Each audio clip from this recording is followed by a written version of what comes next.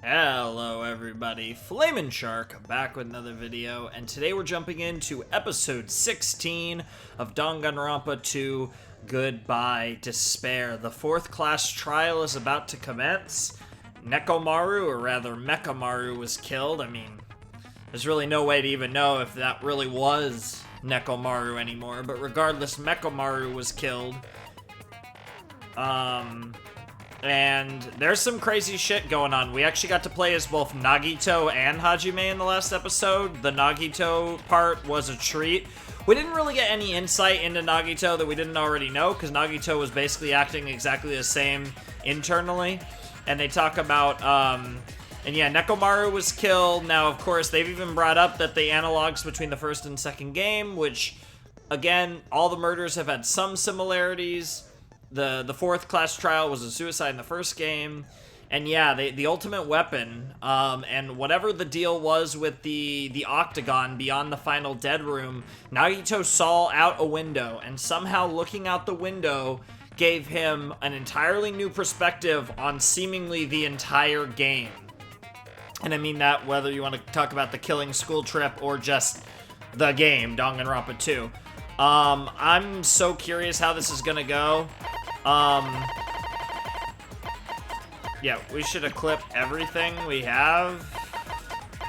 I don't have any powers, actually.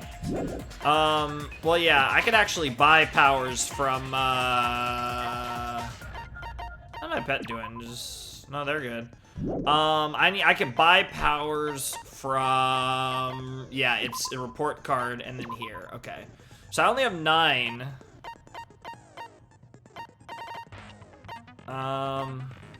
Okay, so I want to look at these.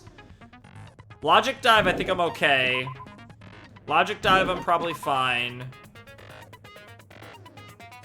This might be good, but what's Excellent Blade? I'll just run with Excellent Blade. Easier to shift the mood in to your favor. I just need stuff for the PTA, yeah. Bullet capacity, I'll probably take that.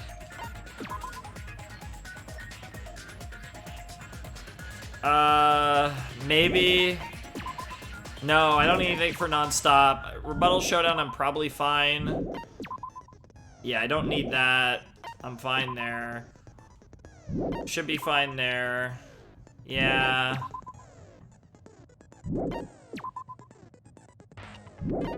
Okay, so I think what I absolutely want to buy is, was it Delusion?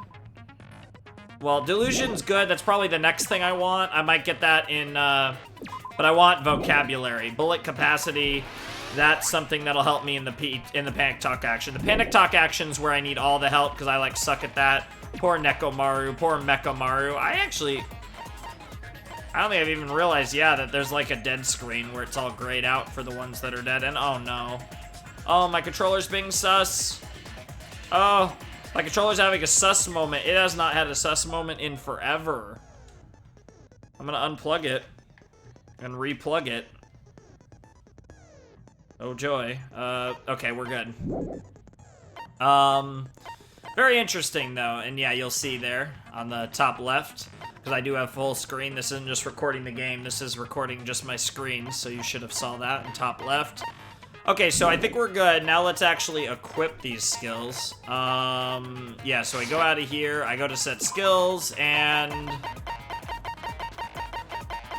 equip, equip, equip, equip, equip. Might as well, because I had like almost none of these equipped.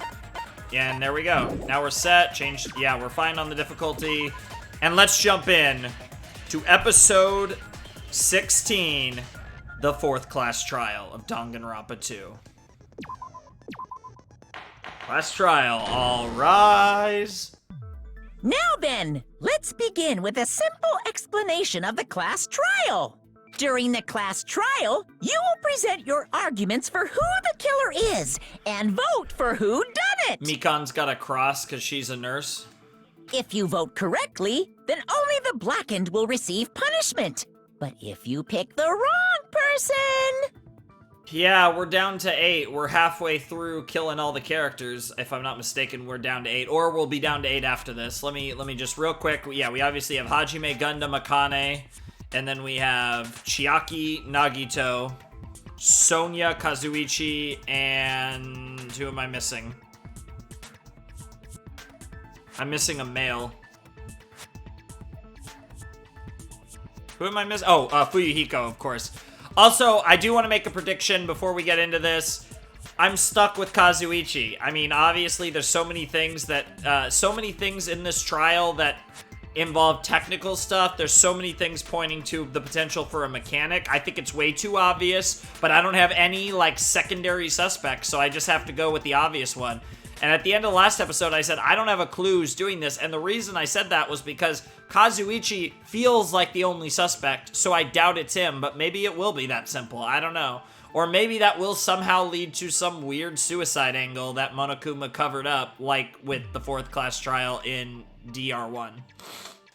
I'll punish everyone besides the Blackened, and that person will earn the right to leave this island.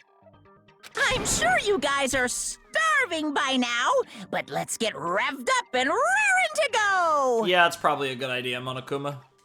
Whoever survives will be treated to a fancy lunch. Guess what? Rabbit curry is on the menu! I don't want to eat Monami.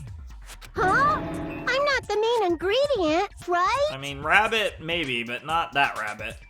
I'm here today because Coach Nekomaru risked his life to protect me. This is true. I'm gonna be the one who avenges him. I'll definitely find out who the killer is. Yeah, this could be annoying or helpful, because Akane's got a great gut instinct, but also she's not the smartest character, she's to say the least.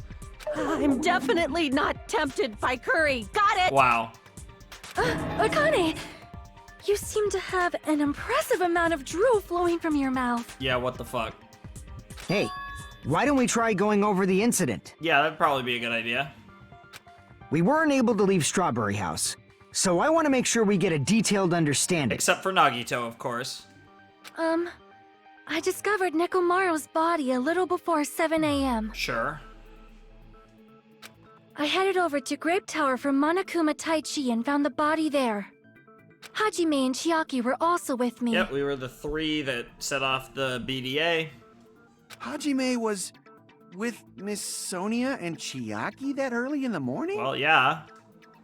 Don't tell me you 3 were together since last night! Now Kazuichi's thinking about a threesome. That would be a nice threesome. Like, if Hajime could swing that, like, obviously, you know, Chiaki is sick and Sonia is a literal princess. But if Hajime could swing that, damn, boy.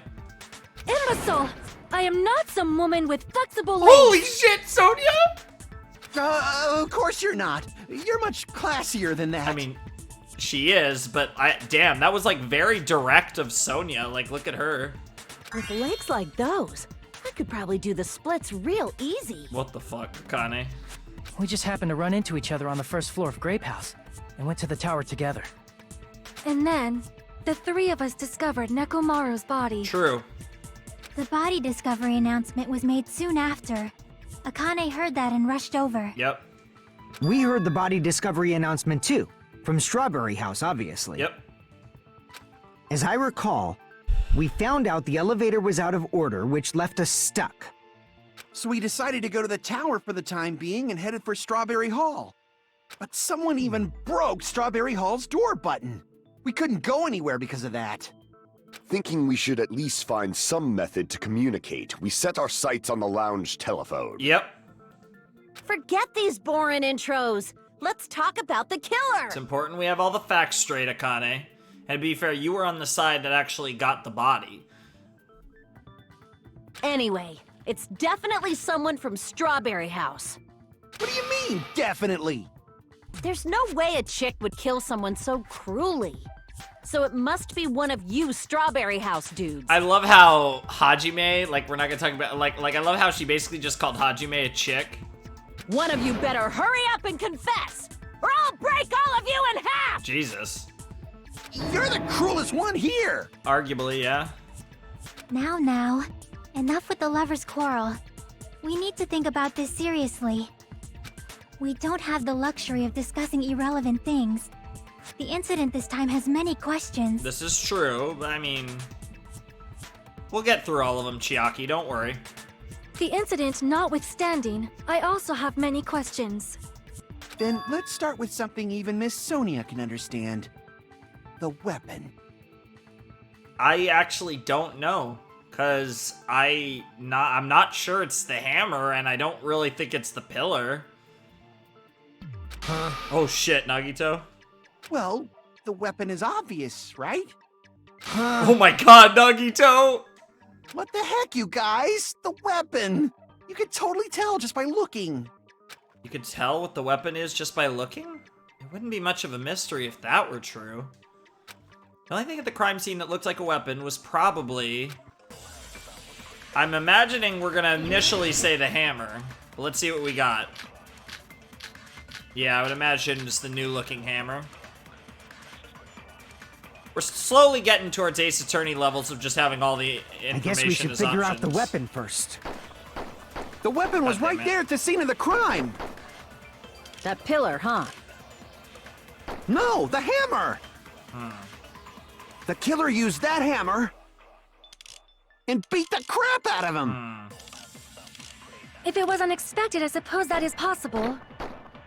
That's right. It was a surprise beating. The weapon is decided.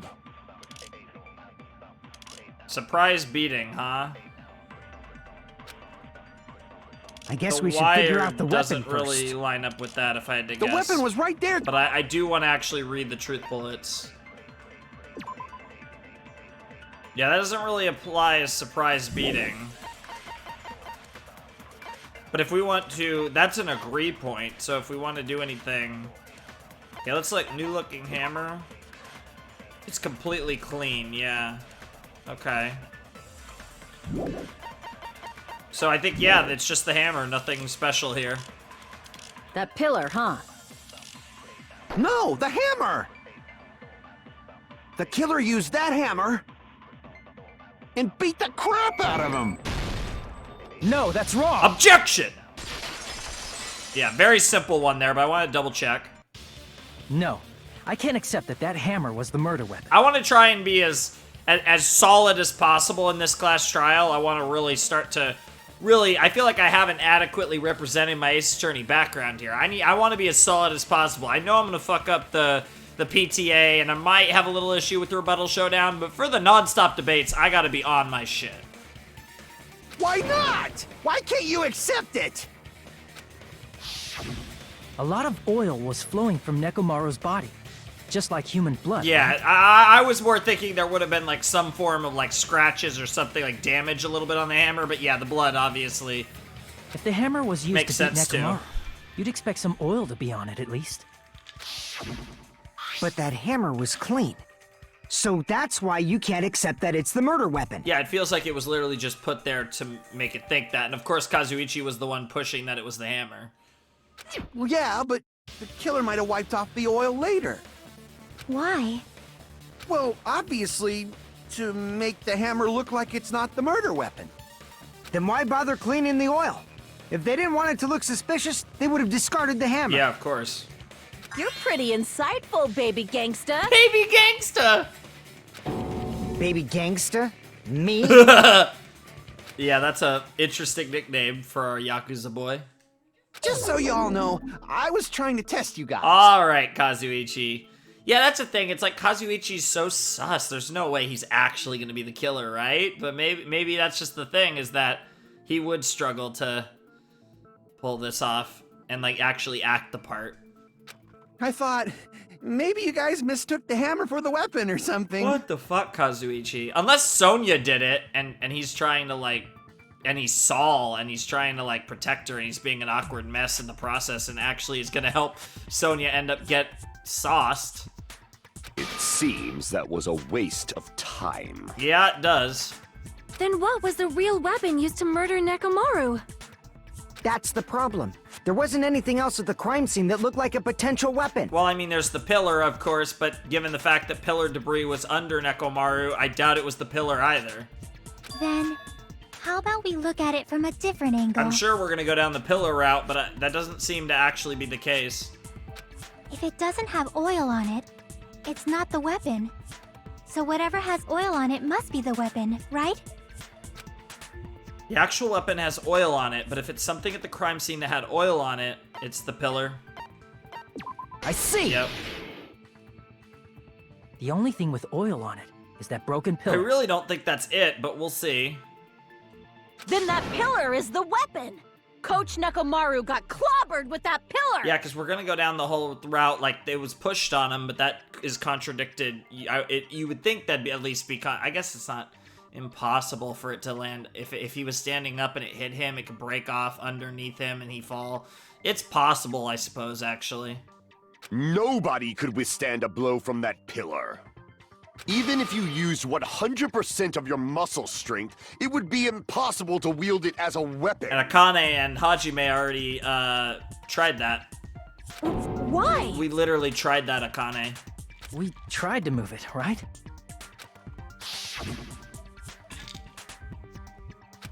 Yeah. Yeah, of course. Yeah, that pillar was pretty freaking heavy. Oh, yeah. But there's one dude who could have lifted that pillar. Nekomaru, sure. Huh? Who are you talking about? Nekomaru himself. Coach Nekomaru's robot body. With that dude's super strength, lifting a pillar would be real easy. And I would think that's honestly the most likely way this went. So, he lifted the pillar, and then what? Did he use it to beat himself? You mean Nekomaru killed himself? I don't think so. Don't be stupid. He ain't the type to commit suicide. To save all of us, maybe. I mean, in the end, that was Sakura's motivation, was to take away the strife of her betrayal, and that was the turning point of Danganronpa 1. At that point, the remaining students, what was it? You know, at that point, it would have been. Actually, the remaining students. I think the people left. I think we were actually might have been down to 6 at that point. I think it might have actually been the core 6 that survived the rest of the game after Sakura's suicide. Hina, Hiro, Makoto, Kyoko, Byakuya, and Toko. I think, yeah, they were the only ones left after Sakura's suicide, and then they managed to survive the rest of the game. Then even if Nekomaru could have lifted that pillar, it has nothing to do with the case at all. Yeah, because in Chapter 5, it was a fake body, and then Makoto was found guilty and saved, and then Chapter 6, it was... Well, you know, it was the mastermind and all that. So, yeah, there wasn't... Yeah, it was the core 6 that... There were only 6 people left at that point, and then they all survived the rest of the game. Well, I guess you're right. Yep. What the heck? Well, it's Akane. Come on, Kazuichi. You shouldn't be that surprised. I mean, Kazuichi's weird because he's smart technically, but he's kind of dumb in general, but he's definitely not as bad as Akane. Akane's definitely not all there with the head. I mean, we love Akane, but damn, girl. But it does bother me a little. That word, suicide, is going to be talking about what Nagito said. Yep. By the way, the 4th murder of the Killing School Life was apparently ruled a suicide. Huh? No, that shouldn't matter. There's no way Nekomaru would commit suicide. It's certainly one of the possibilities. Kazuichi and suicide are the 2 most likely possibilities, which makes me think it's not one of those, but yeah, I mean, those are the 2 most obvious ones, but this would be a really weird way to commit suicide, but then again, robot body, it probably wouldn't be easy to do that, actually. But that's a problem. If it's not the pillar, then there's no other weapon we can think of. Yeah. There may be a way to use the pillar as a weapon without lifting it. Smashing yourself into it? Running into it? Huh? For reals? Yes, for reals. Keck W. I see. So my gut was right after all. You run into it like at full speed, and being a robot and a pillar, it caused the big, the big thing that everyone heard. All right, it's up to you, Sonia. Prove that pillar was the murder weapon. Sounds good to me. What do you got, Sonia? Understood. Then I shall give it my all. Sonia, here I go! What the fuck? Alright, Sonia. So non-stop debate, so we're either gonna have to agree with Sonia or we're gonna have to dispute her. We have basically all the same evidence as the last time, more or less. The goodnight button I don't think was in the first one, but... And Nagito There's looking no down on need all to of lift us. that pillar. If the pillar was not lifted, beating him with it is beyond a dream. What about tipping the pillar over? They aimed right for his head and bullseye. Yeah, but the strength. Even I could probably tip it over. I don't think so. Considering the pillar's weight, it probably exerted a ton of force. Sonia, you go, girl! The pillar fragments are gonna dispute this. I'm getting hella excited! Yeah, we're just gonna go with the pillar fragments here, I'm sure. This is where they come into There's play. no need to lift that pillar. If the pillar was not beating him with it is beyond a dream. What about tipping the pillar over? They aimed right for his head and bullseye. Even I could probably tip it over. Considering the pillar's weight, Okay. it probably exerted a ton of force. Sonia, I'm getting hella excited! Okay. There's no need to lift that pillar. If the pillar was not lifted, beating him with it is beyond a dream. What about tipping the pillar over? Yeah, I actually want to read the tipped over pillar again.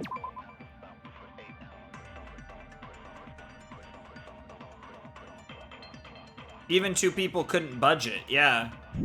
That's the same. It's the same They thing. aimed right for his head and bullseye. It's literally just the tipped over pillar. Even I could probably tip it over. No. Considering Literally. it probably exert. Sonia, I'm getting hella No, excited! the evidence literally says no. It's too There's heavy no for need to that. lift that Yeah, it's pillar. that simple. If the pillar was beating him with it is beyond a dream. What about tipping the pillar over? Really? No? I mean, Damn it! see, I have to disagree with this. I honestly have to disagree with this, because the tipped over pillar, it literally says it was so heavy that even two people couldn't budge it. Budge it. That implies that you weren't going to be able to tip it over. Yeah, the chain has nothing to do with this. Pillar fragments. I wanted to say it was this. There were no fragments on top of his body, but I'm not positive that actually applies with the way this is worded. Broken doorknob. No, it's not going to be that. The wire's interesting, but I don't know if that really disputes anything. Yeah, this doesn't say anything here. And then oil on the floor. The majority of it came from his fatal head wound. That's possible. So it's really gotta be the pillar fragments, I guess. If the pillar was beating him with it is... What about tipping the pillar over? That is it. No, that's wrong. Objection. Okay, so that's kind of a weird objection. It's gonna be the thing that it's under. If Nekomaru was crushed by the pillar, then there should have been fragments on top of his body. I mean, I guess. I just feel like that was kind of a strangely worded one. I don't really count that one against me, but yeah, I don't know. That was one of those where I feel like it could have been stated in a slightly different way. Huh? Fragments? The pillar fragments were scattered beneath Nekomaru's body, but there weren't any on top of his body. If the pillar had been tipped over and crushed him, the fragments should have been on top of his body instead. In all likelihood, yes. It's not impossible, but... I briefly considered that too. But it's probably not what happened. I see. That was entirely my bad. That wasn't a bad guess. I mean, it was logical, but like I said, like, if you're saying two people couldn't even make it budge, I feel like, you know, it doesn't matter, but, you know. If they didn't tip it over, then how did the killer murder Nekomaru with that pillar? How much longer are you gonna focus on the pillar? Just let it go already. No, we're not gonna let it go. There's no way I can let it go. I'm positive that Nekomaru was killed by that pillar. And that's her gut, and she's right, I'm sure. Why are you so certain about that? That's my gut. I just have a feeling. A feeling, huh? That's just your instincts. But her instincts they've not been soundproof, but they've not been bulletproof, but they've been pretty good. But we can't say for sure that that instinct is wrong, can we? That's the first time Nagito said anything except for, huh? Huh? What the fuck? There's another way to use that pillar to kill. You guys just haven't noticed it. Smash someone's head into the pillar? Is that that true? Yeah, I guess you could take if you were to turn off Nekomaru and then just start smashing his head repeatedly into the pillar. Now, how did the pillar fall, though? Or if it's a suicide, he ran full speed into it. That's also a possibility. Then I shall ask you, what way is that? I imagine Nagito's gonna propose one or the other. You guys, the same as usual. You're unable to clear a path to the future with your own powers, so you just stand there and falter. What a waste of talent. And you all intend to fight the Future Foundation? You make me laugh. Damn, Nagito is like, he's like really been disillusioned by the Ultimates. And I don't know if this is his strategy to try and bring them together or whatever, but ever since he learned about the ultimate weapon, he's been acting like this, and he's just, I mean, he's shitting on Hajime for not being an ultimate, but he's even shitting on the Ultimates for not living up to their monikers. So I don't know what's changed in that, but he's really changed tones. What did you say? Regardless, it's not like I want to die with the rest of you. Ah! So I guess I should lend a hand. And even that, like, he wants to, yeah, it's like, I don't want to die with the rest of you. That's such a different mindset than he's had this whole game. Hey, Nagito. What the hell happened to you? How come you're not talking like a lunatic anymore? Yeah, he kind of, I guess you could say he's actually being less insane. I've learned a valuable lesson. Ignorance is by far the greatest shame. I agree with that, actually. Huh? What do you mean? Who cares? Just tell us how the pillar was used to kill. Well, first of all, the pillar itself is not enough. Okay. But when combined with a specific item, there's a way it could be possible. A specific item? Of course, the ultimate weapon. Here we go. What the fuck is the ultimate weapon? I don't have a clue. He looked out the window. Gonna be just like, oh, let's just delete part of the thing because this is a freaking virtual reality. Ultimate weapon? Yeah, here we go. Isn't that the thing you get when you clear the final dead room? All right, here we go. So, Nagito knows what the ultimate weapon is? Of course I know, but I'm pretty sure everyone else has seen it, you know? What the fuck? We've seen it?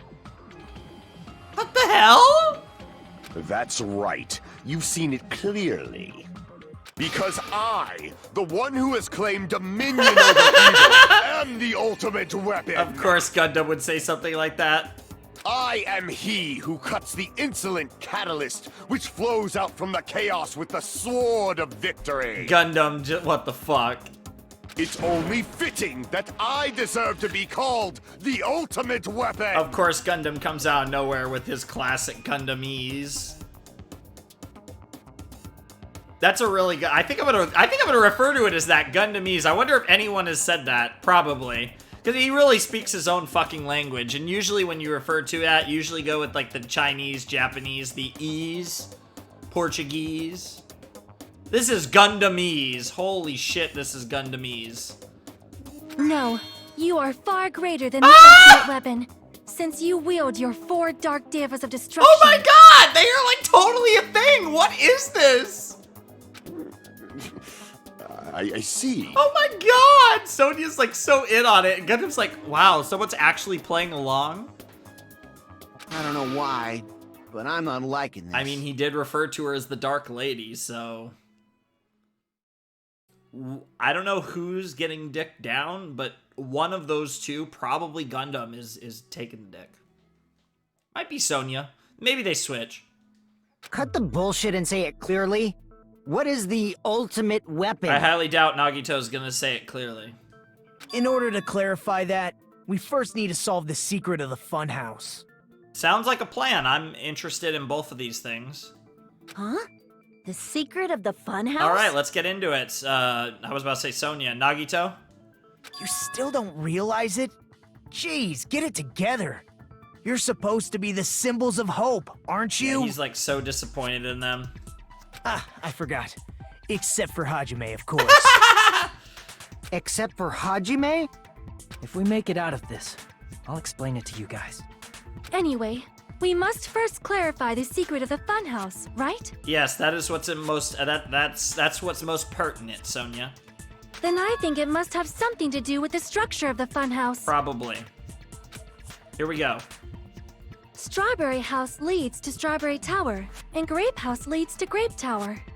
But in actuality, they are both the same building, and both houses are linked to the central tower.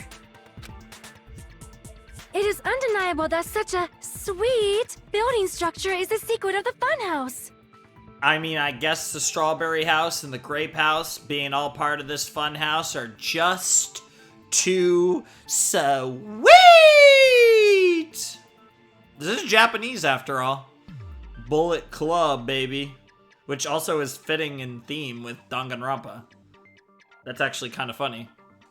Man, not only does that make perfect sense, but Miss Sonia's beautiful voice is just so soothing. Also true. Faux show! What the fuck? I shall leave this matter to your discretion. What the fuck, Sonia? The two houses are connected to the tower in the middle. I thought that at first too, but there's definitely some deeper trick at play here, yeah. I ended up finding proof that completely contradicts that. Here we go, another non-stop.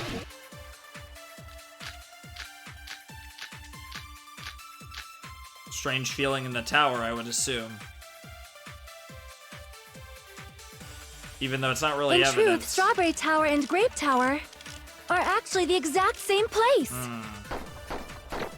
So that's the secret of the funhouse.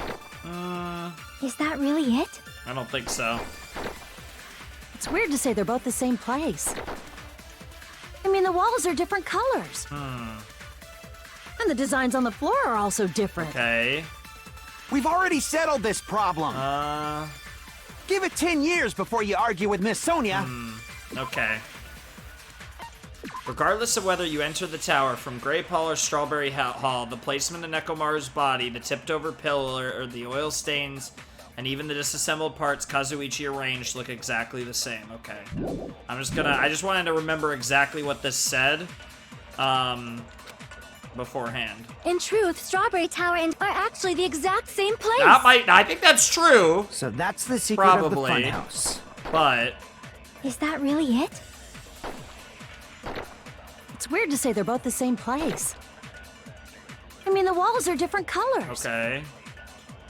And the designs on the floor are also different. We've already settled this problem. Give it 10 years before you argue with Miss Sonia. We would think of the two towers as the same building, but if that was the only mystery, there's no way Nagito would mention it here. Yeah, but In truth, okay, what are my other... are actually the exact same place. So that's the secret of the funhouse. Is that really it? It's weird to say they're both the same place. I mean, the walls are different colors. Okay. And the designs on the floor are also different. I guess I Give it dispute 10 years Sonia's before you line. argue with Miss Sonia. I guess I dispute Sonia with strange feelings in the tower, In I truth, guess. Strawberry are actually the exact same place. Yeah, okay. No, that's wrong. Objection! That just didn't feel right. I mean, that was the obvious one, but it was just a little odd. Both of those towers, are they really the same place? But okay, I mean, that was the only thing that made sense there, so fair enough. Why are you asking that now? Do you harbor a grudge because my kingdom destroyed your homeland? That's very specific. I don't think Nova Select destroyed Japan. Hajime, I won't tolerate any sort of rebellion. Kek W? I mean, doesn't it seem strange? It does. When we went to Grape Tower from Grape Hall, Nekomaru's body was in front of the door to Strawberry Hall. And if Hajime is the main person who figures this shit out, I wonder how Nagito's gonna feel about that, because Hajime is... Because now, unlike in the first three trials, Nagito perceives Hajime as the one person who isn't an ultimate. So I wonder what that's potentially going to do to Nagito's already interesting state if the person that does the most impressive work in the class trial is the one non-ultimate of the group. It's really interesting to think about. But when we went to Strawberry Tower from Strawberry Hall, his body was in front of the door to Grape Hall. Yep. It's probably some kind of trick, like the floor rotating 180 degrees or something. Maybe, but I think there might... I mean, it's certainly... The elevator lends credence to that, but... If it is, then see? That means it could have passed as the exact same place, right? But that's still... That still lends itself to a certain contradiction. If so, then what? Do you seriously think such a simple answer is the correct answer? Damn, Nagito. Does that mean he's wrong? Oops, I guess I've said too much. Oh my god, Nagito, what the hell? If the floor didn't rotate, then that means we need to think about the structure of the building again. Bow down. Oh my god, bow down! Jesus, Sonia! Then how about this? Somebody moved Nekomaru's body. That's a bit aggressive. Maybe Sonia is gonna be the killer.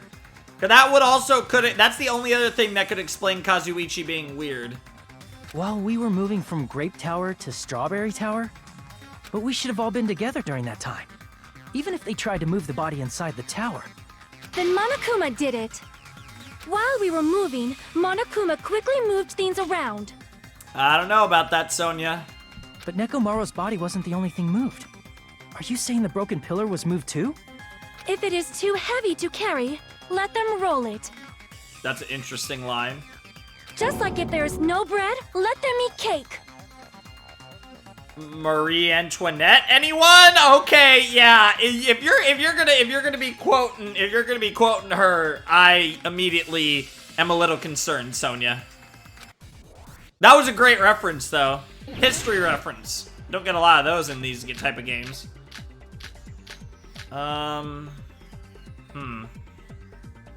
Oil, probably. There are many different ways. The body and the pillar could have been moved. The pillar could have been rolled. And Nekomaru could have been moved piece by piece. I decree it was Monokuma's doing. Advance. Moving the body and the pillar in such a short time. That might be hard even for Monokuma, don't you think? Potentially, I don't know about that. It seems you have forgotten. Monokuma is surprisingly wielding the power of the futuristic Robo-Bear. The pillar, the body, everything at the crime scene? Allow me to cut through those words! Man, I was perfect on that. Moving the body and pillar is possible, but it would have been impossible to move the oil on the floor. I didn't get to say allow me to cut through those words, which I actually don't mind that one-liner as much. Huh? Yeah, the oil would have been, yeah, good luck. When the position of Nekomaru's body and the pillar changed, the oil surrounding his body moved too. Yep. Physically moving all of the oil like that is simply not possible, no matter how you look at it. Yep. Then it's impossible to think it was moved. Nope. Or, yes. Sonia is very concerned about this. I am terribly sorry. I cannot believe I got so fired up. Yeah, I mean, you said bow down. Your freaking rebuttal showdown trigger is bow down, which is pretty hot. It's all right. A fired up Miss Sonia is awesome to watch. We get it. You got at least a half chub out of that, Kazuichi. So what really happened? Does that mean the two towers aren't the same building? No, but they are the second book of the Lord of the Rings. And movie. We can't be certain of that either. Not when the experiment involving the handbook I left on the tower floor was a complete success. Yeah, it's really, really confusing. It's not like, yeah, I mean, but the same thing happened there. Yeah, the e-handbook was still there. That's why we thought the two towers were the same building. If they're not the same building or two different buildings, then what are they? There's some, like, absolutely massive twist here that's right in front of us. What's on your mind, Chiaki? No idea, huh? This mystery ties into the secret of the funhouse. But we don't have enough clues to solve that mystery. Then the only thing we could do is rely on the one person who has those clues. Hey, Nagito. I thought it would come to this. I knew my turn was coming up. I mean, to be fair, this was your self-proclaimed duty, was to go into the final dead room, win the life-threatening game, and get this info that would help the rest of us. Fine. I'll tell you guys a big hint that can help you solve the secret of the funhouse. All right, let's hear it. Give us the answer, not a friggin' hint. But then it wouldn't mean anything. I need you guys to do this class trial properly. Sure. It's also important for me because it will help me determine something. Yeah, there's something on his mind. Determine? Is he talking about the traitor? I don't know. He might be talking about you, Hajime, but I think he feels something about you, Hajime.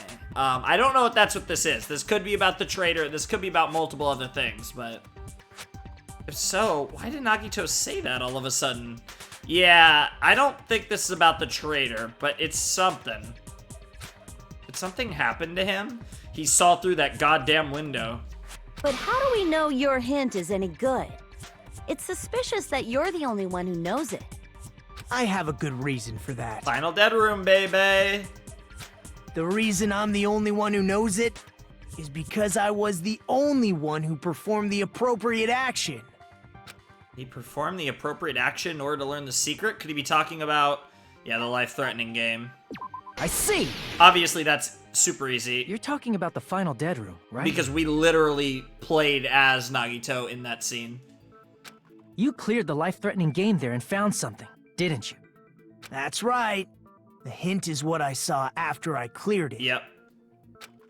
That damn window. In the depths of the final dead room, there was a hidden room surrounded by concrete. Yep, the octagon. And there, a small conspicuous window waited, all by itself. From that window, I saw some very strange scenery. Strange scenery? Instead of explaining it, it might be faster just to show you. Oh my god, did he keep the digital camera from the fucking escape room? At an opportune time, Yes! I found a perfect camera in the final dead room. Holy shit, he took a picture! You took a picture? Oh my god. Yep. That's badass. He actually... Wow. Nagito grinned creepily as he retrieved a small digital camera from his inner pocket. See? This is it. What the fuck is this gonna be? So what are the possibilities? It could be the destroyed world outside, which would be like, what the fuck? It could be some digital data bullshit, or... I don't think it's gonna be either of those things, though, because it's case 4. I feel like we're slightly too early for that. And as he said that, he showed us a peculiar picture, but it's gotta be something insane. Let me explain it to you again. I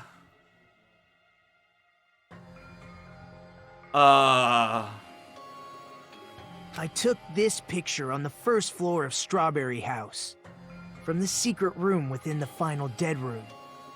What the hell? But don't you think it's weird? Yeah, one, this is certainly not the first floor, so there could be, you know, like, levels that are changing. It's levels that are changing, and it's like a... Because we talk about the tower is really big, so it's really long, so that could be the tower over there, and there's only one tower, and it's like Strawberry House and Grape House are really, like, on top of each other, or, like, something weird like that. If the funhouse's structure is what you guys have been thinking, then there's lots of things that don't make sense in this picture, right? So that would be the hall. That would be Grape Hall and Strawberry Hall, one on the bottom, one on top, and then that would be the tower. The Grape Tower, Strawberry Tower would be the big circular structure, cylindrical structure. Lots of things that shouldn't make sense in this picture. Then let's begin.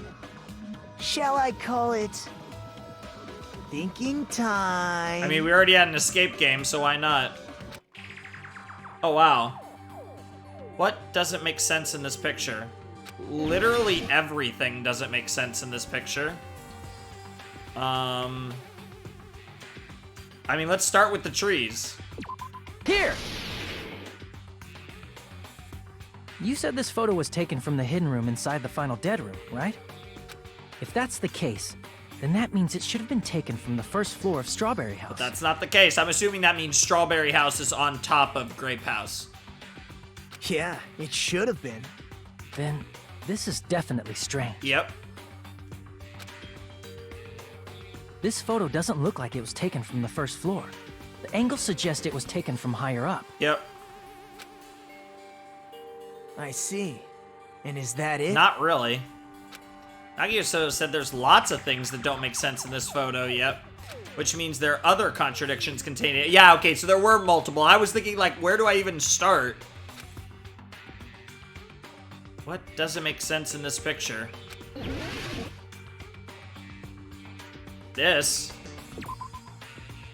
Oh, no? Crap! Oh, the fact that there's only one. It would be this, right? Yeah, okay. That I was trying to say there was only one pathway, but I didn't know how to do that. If the structure of the funhouse is what we thought it was. Yeah, there would be two pathways on opposite sides, yeah. Grape House and Strawberry House should link to the tower in the middle. No, but they're on top of each other. Strawberry House is on top of Grape House. Which means, if you're viewing the tower from Strawberry House, you should see Grape House behind it. Yep. But in this photo, I don't see anything behind the tower. No shadow, no shape, no Grape House at all. Nope. That's right. Good call. In summary, this is the truth contained in this photo. The first floor of Strawberry House is located in a high area, and Grape House is not behind the tower. Yep. It's not? Are you saying that Grape House is merely an illusion spell cast by Monokuma's cursed eye? No, it's just underneath Strawberry House. From this point on, do your own thinking. Now that you've finally met the same requirements as me. Yep. If you guys are truly symbols of hope, you can easily solve a simple mystery like this. Yep. It might be possible for Hajime to solve it too, even though he's just a normal high school student. Yep. Despite the fact that you don't have a real talent, you already know about the other clue. The other clue? Are we talking about Haji? Is he talking about that one time? Oh, where he just popped up out of nowhere? He just dropped in from the ceiling, right? He must have just dropped in from the ceiling. Because we really can't see the ceiling. It's kind of just white. Why, hello there, Hajime. Nagito, why are you here? Because I showed up. You showed up? How did you even come here? Maybe I teleported? You're referring to when you suddenly appeared on the second floor of Grape House, right? Yep. I'm asking you just to be safe. At the time, where do you think I came from? The top floor, right? Such sharp eyes. So you realized it already? Yep. Top floor. So the third floor? Yep. The floor right underneath the first floor of Strawberry House. But the Monokuma Archive should be the only room on the third floor of Grape House. It is. What does it mean? It's pretty obvious. Was that thing just now another hint to figuring out the mystery behind the funhouse's structure? The reason Nagito appeared from the third floor.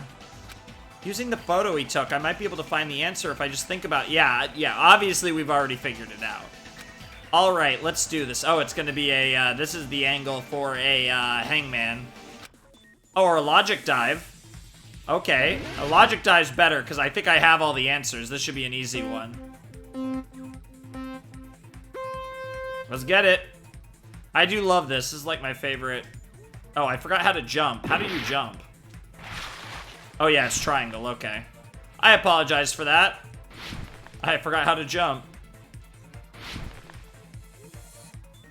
We're just chilling over here.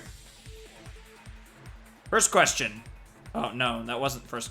Oh geez. Okay.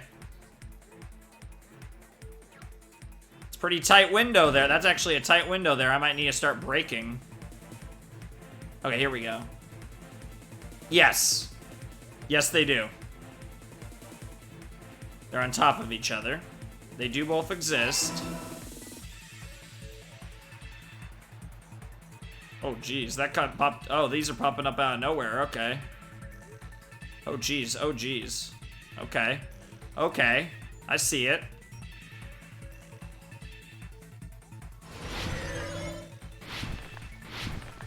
Alright, let's do it. They are the same building. Yes.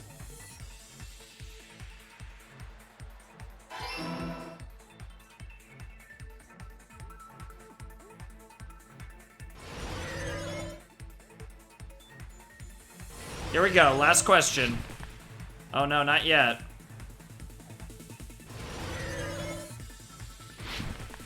Alright, here we go.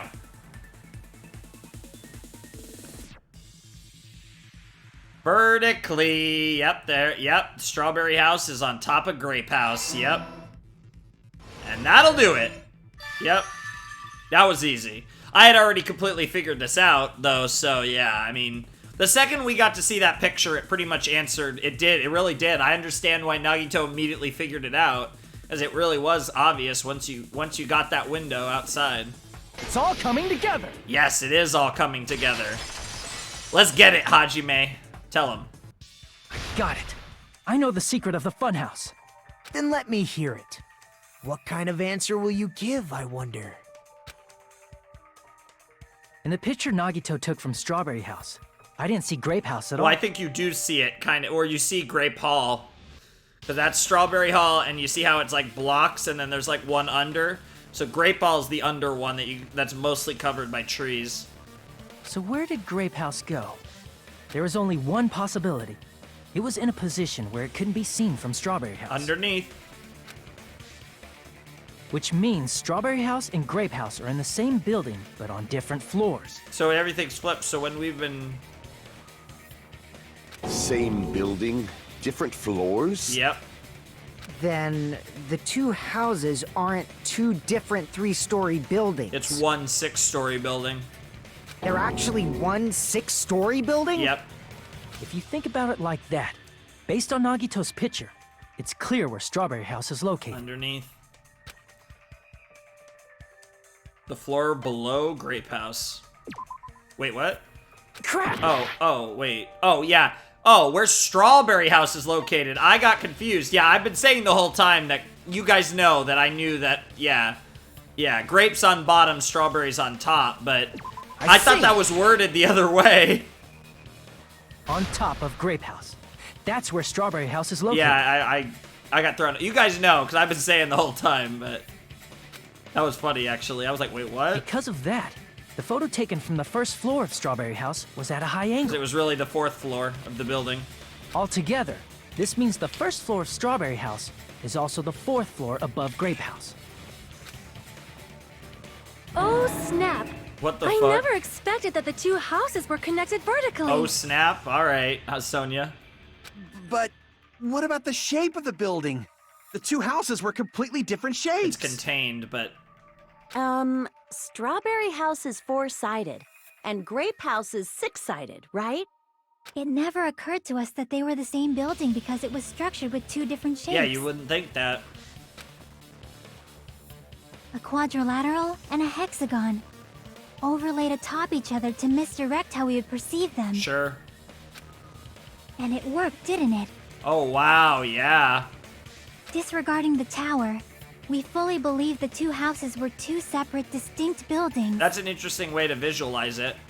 In order to conceal the unique design of the funhouse, Monokuma put us to sleep so we couldn't look at the outside of the building when he brought us to Yep, it. that was the entire point of that. And that was pretty obvious that it was something akin to that. You've just been Kuma'd! Kuma'd? That's some sort of reference. Oh, no, Monokuma, yeah. Don't you think a building full of so many surprises totally deserves to be called a fun house? Then it's true? The building was really like that? Yeah.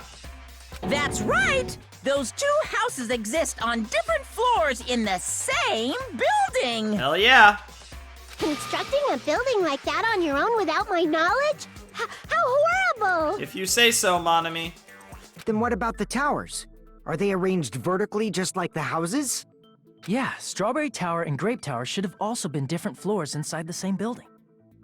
it's like an elevator situation, so you're always going to the same thing, and it's like the doors switch out or whatever. Just like Strawberry House was on top of Grape House, Strawberry Tower was also on top of Grape Tower. That's not the perfect way to show it, but it's close to that. However, if they're different floors within the same building, why was Nekomaru's body in both places? Aw, your precious hammies don't know? But it's so simple. Lol. Alrighty then. I'll be the one who solves this mystery in a flash. Please watch me, Miss Sonia. Oh, I see. Do whatever you like. Oh man, she hates him. Oh, definitely make her watch me. I'm gonna stand out till she notices me. Kazuichi literally the cuck out here. I swear to God, if Sonya, Gundam, and Kazuichi all survive. Unironic cuck situation going on here. Alright, let's do it. I'm gonna solve this mystery in a flash. Then hurry up, dumbass! One of the bodies in one of the towers was actually a dummy. Oh my fucking God. You mean a fake body? Really? Nekomaru died with a mechanical body. It should be possible to construct a dummy from spare parts. You're magnificent, There Gundam! were no spare parts. No fair! You totally stole my spotlight! And that was really funny. So which one was the fake body? Shut up! Just pick one of them!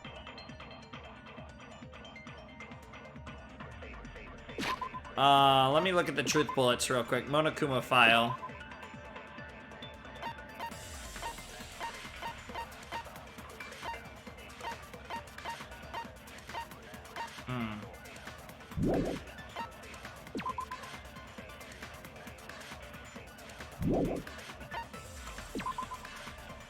Okay.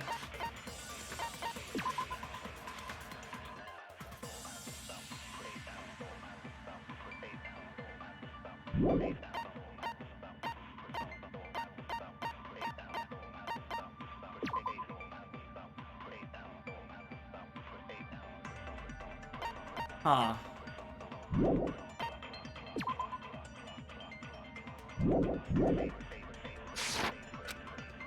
No, absolutely not. I'm gonna solve this mystery in a flash. Then hurry No, up, it's not any of dumbass! those. It's gotta be One of the bodies in one of the towers maybe the chain? was actually a dummy. You mean a fake body? Nekomaru died with a mechanical body. It should be possible to construct a dummy from spare parts.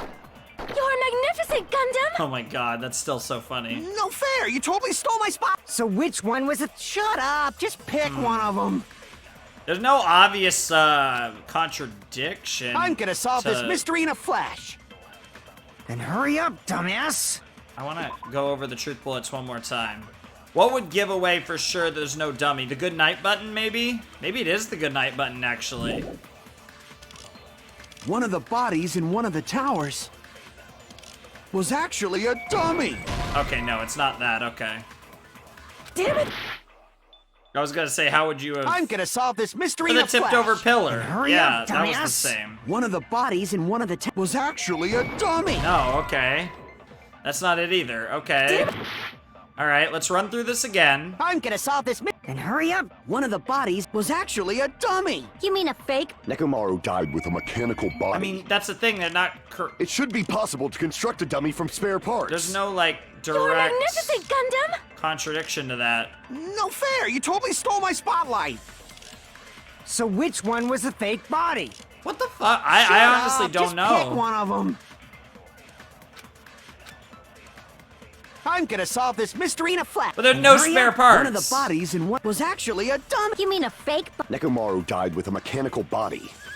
It should be possible to construct a dummy. You're magnificent! No fair. God, I So really which don't one- know, Shut up. honestly. Just pick one of them.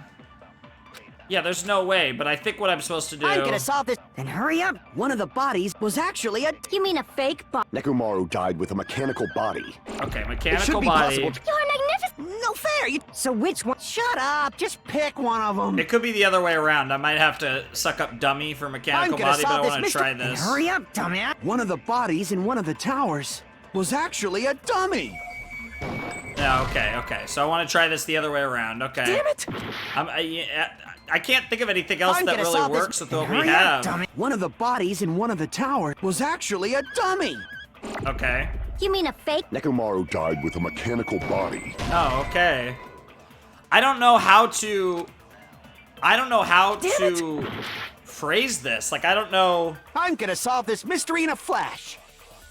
Then hurry up, Broken dumbass. doorknob, strange feeling in tower. One of the... Why would it be strange feeling in tower? Are we just saying, oh, because of the oil and everything? It's the same problem. Oh, I feel stupid. It's strange. It's totally strange in tower, isn't was it? actually a dummy. Yeah, because how No, you that's wouldn't be wrong. able to fake the oil, you wouldn't be able to fake the pillar. Yeah, I'm stupid. That one's on me. Nekomaru's body wasn't a dummy. That can be proven by Kazuichi's account. Huh? Me? Remember? When we moved from Grape Tower to Strawberry Tower, we thought the body had moved. And that's when you said, Not just that, the parts that I carefully arranged when I disassembled the body all moved too. Yeah. right up until that moment, you were disassembling Nekomaru's body at Grape Tower, right? Sure. That is funny that we used the strange feeling in tower but I mean, I guess that was in there. The killer couldn't have known how you'd take apart his body, so they couldn't have built a dummy. Yeah, that's absolutely true. That's another way to put it. Unless Kazuichi was the one who built the dummy, then it would be a different story. That is also true. Miss Sonia, that's a pretty harsh joke. That would be insane if he planned that out like that.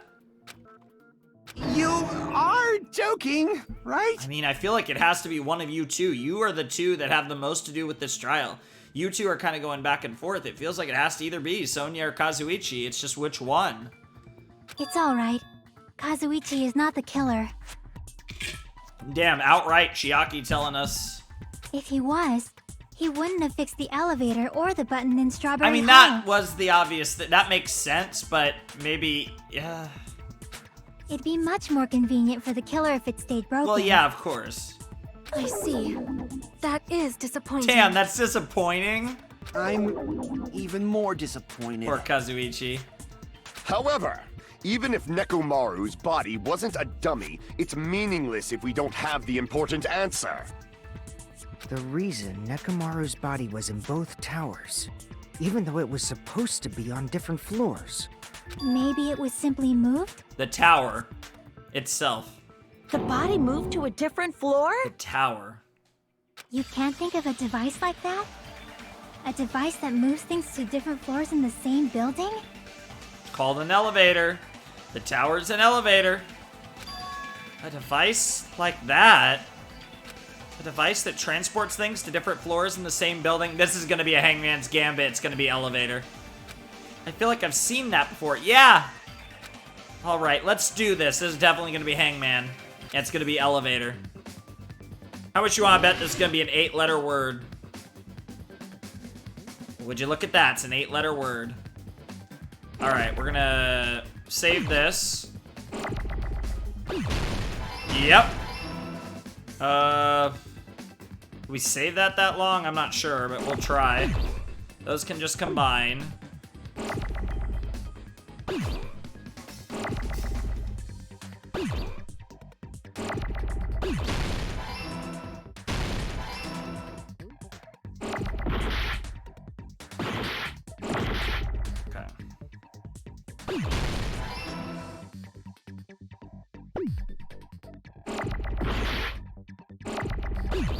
Okay. God damn it. God damn it. Okay. There we go. Done. Took some more damage, though, unfortunately. I got it! Yes, you got it all right, Hajime. You must be talking about an elevator. Of course. What? Are you saying Nekomaru's body was transported using an elevator? Yeah, that's an elevator. The tower's an elevator. Where the hell is this elevator anyway? Tower itself. It's the tower itself. Yep. The inside of the tower is one big elevator. Yep. Which means the tower was designed so that the whole room goes up and down like an elevator. Yep. So whether you enter from Strawberry Hall or Grape Hall, it all leads to the same room, right? Yep. So that's why we could only enter it from one side or the other. Yep. Now that you mention it, sometimes when I pressed the door button, it took a while for it to open. That was it coming up. I see. We were basically waiting for the room to arrive, just like an elevator. Yes, Akane, that's exactly it. Please hold on. If the inside of the whole tower ascends and descends like an elevator, Yes? then why is there a picture of a strawberry on the far back door when you enter from Grape Tower? That's a good point. And a picture of a grape on the far back door when you enter from Strawberry Tower. Maybe that's a fixed point on each to complete the illusion. So if you're on that floor, like that's a fixed part and vice versa. If the room just moves up and down like an elevator, there's no reason for the doors to change. Because we can never see what the other door looks like, so it's just relevant for that side, for the opposite side, the door to nowhere. Plus, after the incident, the far back door in Grape Tower had chains wrapped around it, right? But when we entered Strawberry Tower, those chains were gone. Because those are different doors. Those are doors. That's also why there's a doorknob missing on one of them and not the other. Because they're separate doors. Those are like doors, like that's part of the elevator. It has basically like a hole, and when it gets on its floor, like that door perfectly fills it. Like that makes sense if you guys understand what I'm saying. Not just that, but if I remember correctly, even the doorknob was broken off. Sure. There are too many strange things. Was that tower really an elevator? When you see people and things, make sure you focus on the good parts instead of the bad. Not sure what that means though, Chiaki. What did you say? So, let's put aside what's changed and focus our attention on what hasn't. I mean, I get what you're saying there, Chiaki, but now that you've explained it, but at the same time, it is important to address their concerns and not just ignore them. Why do we have to do that? Exactly. It's fine. Come on. What does everything that hasn't changed have in common? The things that didn't change when we moved between the two towers. That includes the body, the pillar, and the oil. We've been talking about that stuff for a while now. It's inside. It's not part of the walls. It's inside. To me, anything strange about them, not even the fact that they all moved with the elevator. The one thing they all have in common was they were all on the floor, sure. I see. That's one way to word it. Is it safe to say that all the items on the floor didn't change? Yep. And? And? Why did the picture on the far back door change? If you can figure that out, you'll have the answer. I mean, I think I know, but let's see. The reason is because that elevator has something unique about it. It essentially has a hole that the doors are at a set point and they fill them. There's something unique about that elevator? You can only enter once. Only the floor moves. Only the floor moves. I see. Yep, that's it. So that's it. The elevator was designed so only the floor moved. Yep. Only the floor moved? Yep.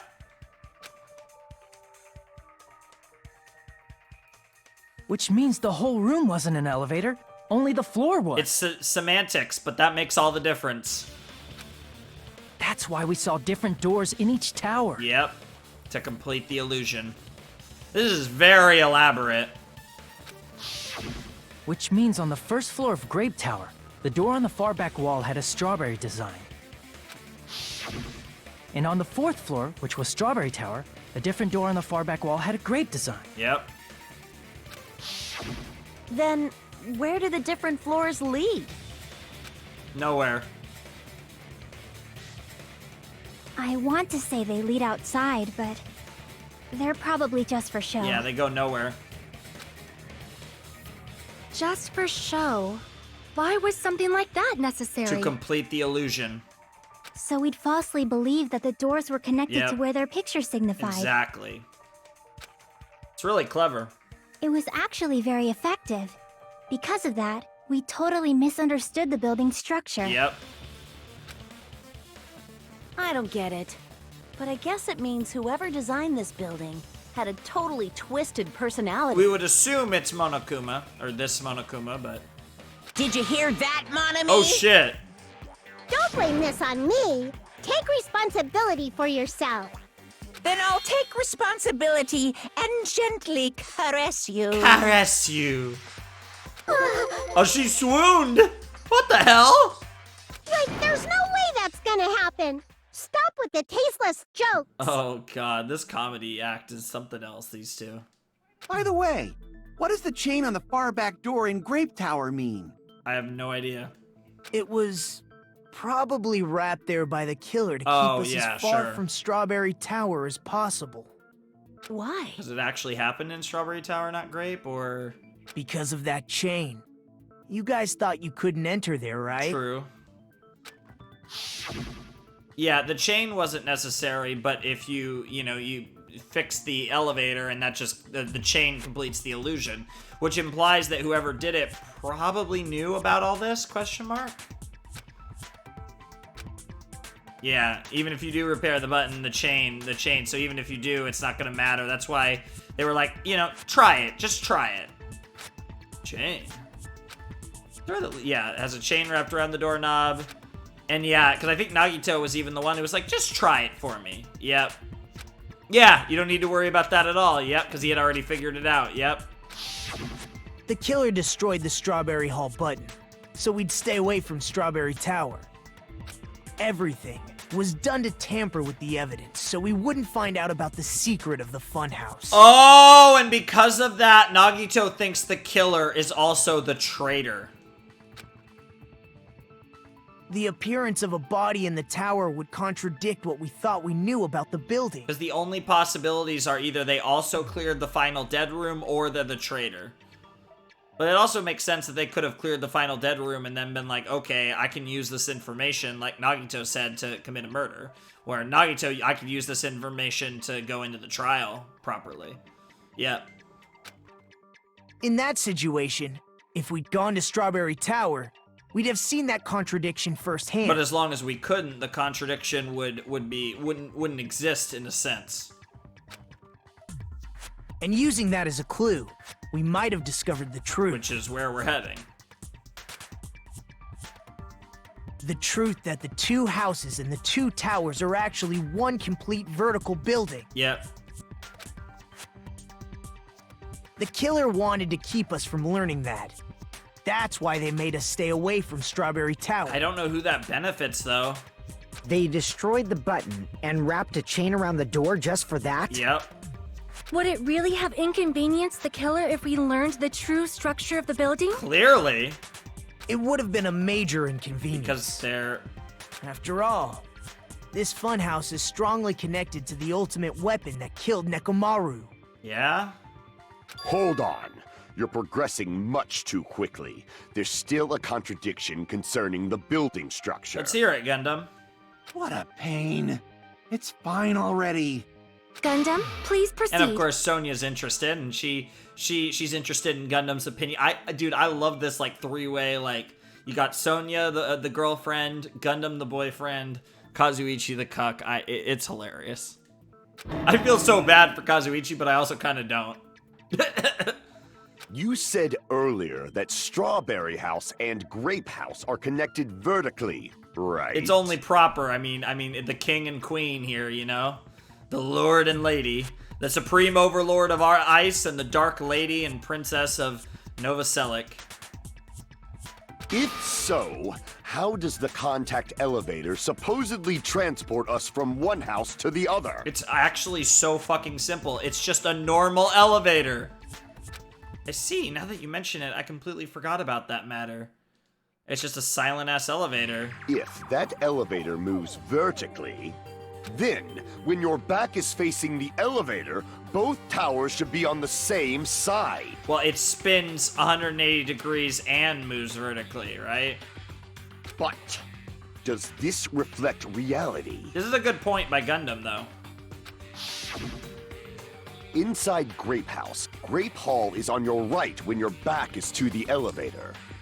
This is where the compass comes into play. And inside Strawberry House, Strawberry Hall is on your left when your back is to the elevator. This is a great point by Gundam, though. Which means the houses are on exact opposite sides of the tower. Answer me, fiend! What does this mean? What does this mean? Nice, Sonia. I agree. What does this mean? The two houses are connected vertically. The position of the tower should be the same in both houses. But in fact, when my back was facing the elevator in Grape House, the tower was on my right.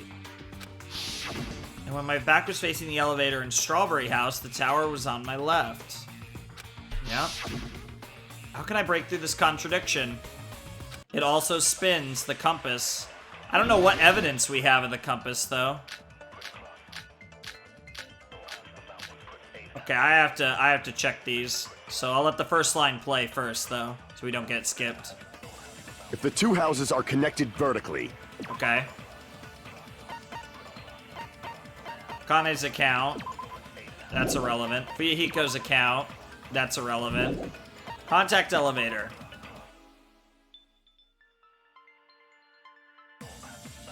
That actually looks like it's irrelevant, too. Yeah, I feel like this is going to be an absorption. The elevator should move.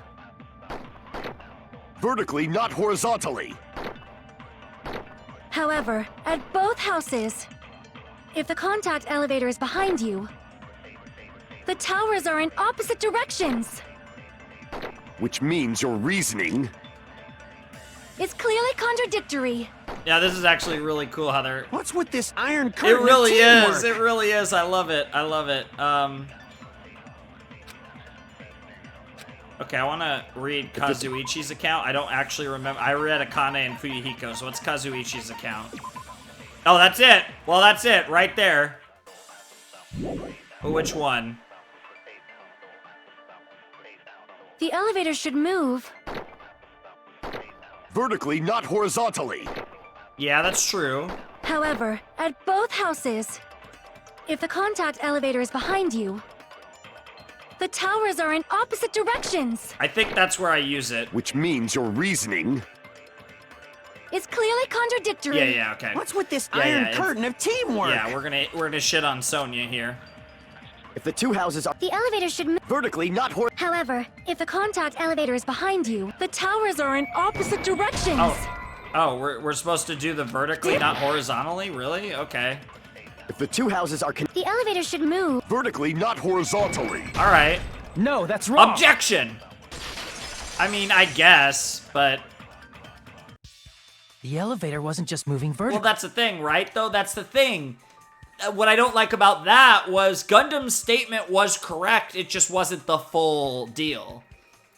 So that's why I felt that it was better to dispute Sonia's comment, but fair enough. Isn't that right, Kazuichi? Yeah, it was moving vertically and rotationally. Huh? Me? Yep. Come on. You used the elevator while you were holding that compass Nagito gave you, right? Yep. Oh, that. Yeah, it was pretty strange. From start to finish, somehow the compass needle rotated 180 degrees. Yep. Rotated 180 degrees? Yep. Meaning, as the elevator moved between the two houses, It was both spinning and it was, it spun and it elevated or, descended. it also rotated 180 degrees. That's crazy because that was quite an amazing elevator. It was doing all that and you couldn't even tell it was moving. It was probably following the building's perimeter as it rotated to the other side. Oh wow, that's actually crazy. I get that. That is certainly one way that's possible. Which means the exit would be on the opposite side once you arrived at the other house, right? Oh wow, that's crazy. And thanks to that, the tower we saw on our right side when we arrived at Grape House All these like geometric shapes and stuff is really funny. appeared on our left side when we were at Strawberry House. It's like freaking 3D printing over here. An elevator that rotates while it moves. Is that even possible? It's like something from an amusement park. Yeah, it's possible. It's just, it's how they were able to make that seem like it wasn't even moving is pretty impressive. Well, a funhouse is an amusement park attraction, you know. Fair enough. And since the building doesn't really need to be structurally practical, it makes for some splendid fun. It definitely has, Monokuma. That's not splendid at all. You're inhuman. You say I'm inhuman, but I'm just a bear. So I was never human to begin with. Damn. I'm different from these lowly humans. So we're done with the secret of the funhouse, right? Then let's start talking about the important stuff. Yeah, who does this point the finger at, honestly, though? What's the ultimate weapon that killed Nekomaru? And how'd they combine it with the pillar? I swear to God if he's just talking about the fucking good night, but that doesn't make sense, though, actually. Because that doesn't explain how the pillar got fucked. What is the ultimate weapon? Honestly, what is the ultimate weapon? Huh? You still don't know what the ultimate weapon is yet? It's what I found at the Octagon, you know.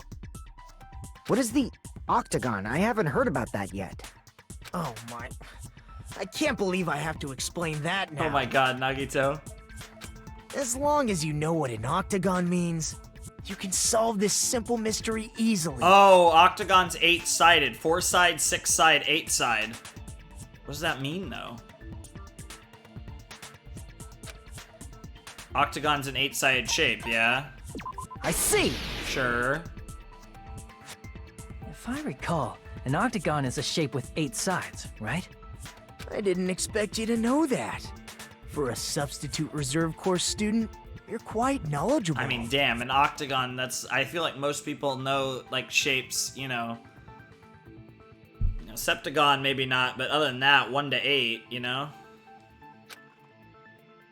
I guess I should continue listening. Where is the place befitting of the name Octagon? Yeah, it would be above... It would be the it would be above. Yeah, it would be... Or below, sorry, it would be below. Yeah, I had it flipped. It would be, like... Here, I guess? Crap! Well, but if it's... 8-sided... Well, yeah, it's Grape House, Strawberry House, first floor...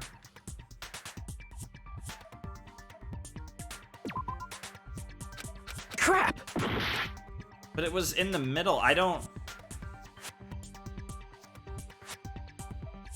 actually don't know.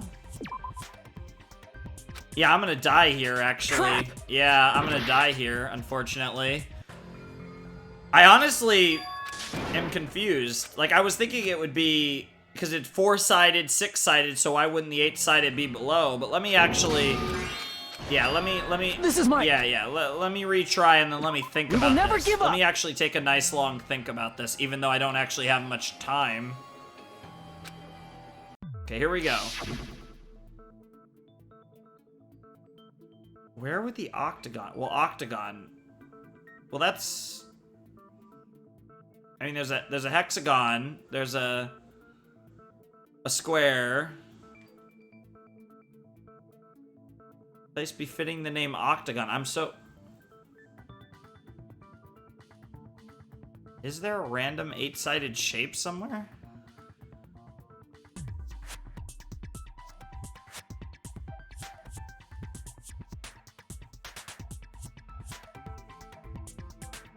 I actually don't get this.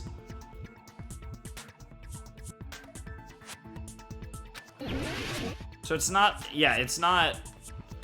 Yeah, it's not the ground or anything, because that's not an option that I can pick. It wouldn't be the hall, obviously. Here! It would be there. You're talking about the secret room surrounded by concrete in the depths of the final dead Well, room. yeah, obviously. Why is that place the Octagon? Oh, because it's... No. You know how the 4-sided strawberry house is on top of the 6-sided grape house? Yeah?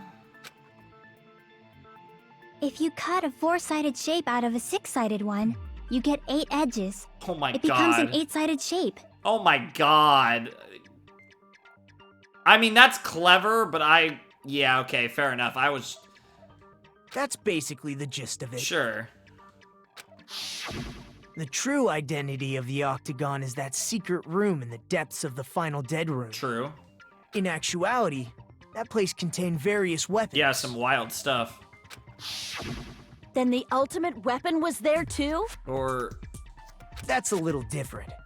I learned the true identity of the ultimate weapon at the octagon. Learned? The true identity of the ultimate weapon is the funhouse. itself. Which means the killer used the building structure as their weapon and killed Nekomaru. Interesting. Like me, the killer probably realized the secret of the funhouse from the scenery. Yeah. And then thought of a way to kill making use of the building structure. Okay, sure, I guess.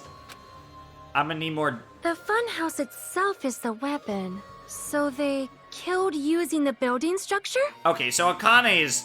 There's no way Akane is smart enough to do this. I still have no idea. Like, Sonya and Kazuichi are the most suspicious. Gundam's talked up a bit. I don't think Fuyuhiko would do it. Chiaki's smart enough. But... I don't know. Like, it's just... There's so few people left. That's why the killer tried to keep us from learning the mystery of the building. Sure. But more importantly, using the building itself as a weapon? Such a spectacular crime. Is he on the side of the killer? Is that what's going on here? It truly deserves to be called the ultimate weapon. The funhouse is the true identity of the ultimate weapon? What does this mean? How did the killer use that to murder Nekomaru? And who is the killer who did that? Yeah, that's what I'm saying! Who in the world? Like, Fuyuhiko wouldn't do this. It's obviously not Nagito. Chiaki is smart enough. I want to just keep panning. It could be Sonya for sure.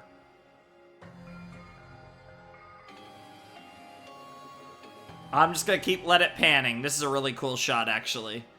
Kazuichi has been sus this whole time, but I actually don't think it's Kazuichi. I think Sonya, I guess I'm softly leaning Sonya, but it could... Chiaki, like, it would shock me if Chiaki was the killer, but I do think Chiaki's the traitor. And while suicide might not be the analog, it's possible that the analog is the reveal of the traitor, because the traitor also got exposed in Chapter 4, and I have been theorizing Chiaki's the traitor. But seriously, who is the killer who did that? So this is the halfway point. Wow. This trial is... It's a little silly, but I like it. Hiya! Why, hello there! I thought of a new bad word to call Monami. Hey! I can tell I won't be pleased by this. Then let me say it right away. I'm already used to insults and slander. There's no way I'll get hurt by a mere word. Monomi is a serious Stufatli. Or Stufatli. That's much more straightforward than I expected. Stufatli, huh? Or Stufatli. Tisk. That's not it. That's not it at all. Stupid, fat, and ugly. The perfect jet stream attack incorporating all three of these words would be... Stufatli. So it's Stufatli.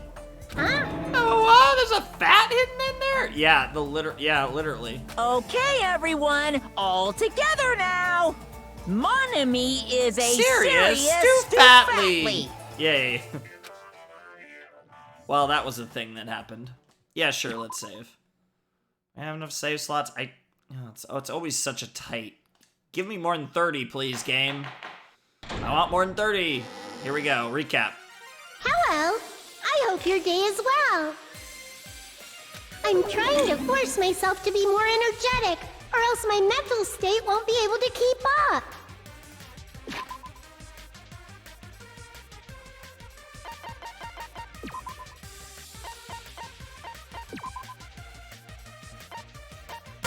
Jesus Christ. I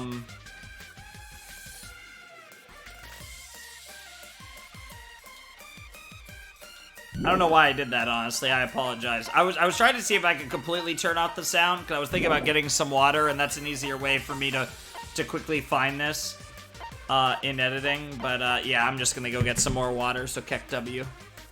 Alrighty, we're back.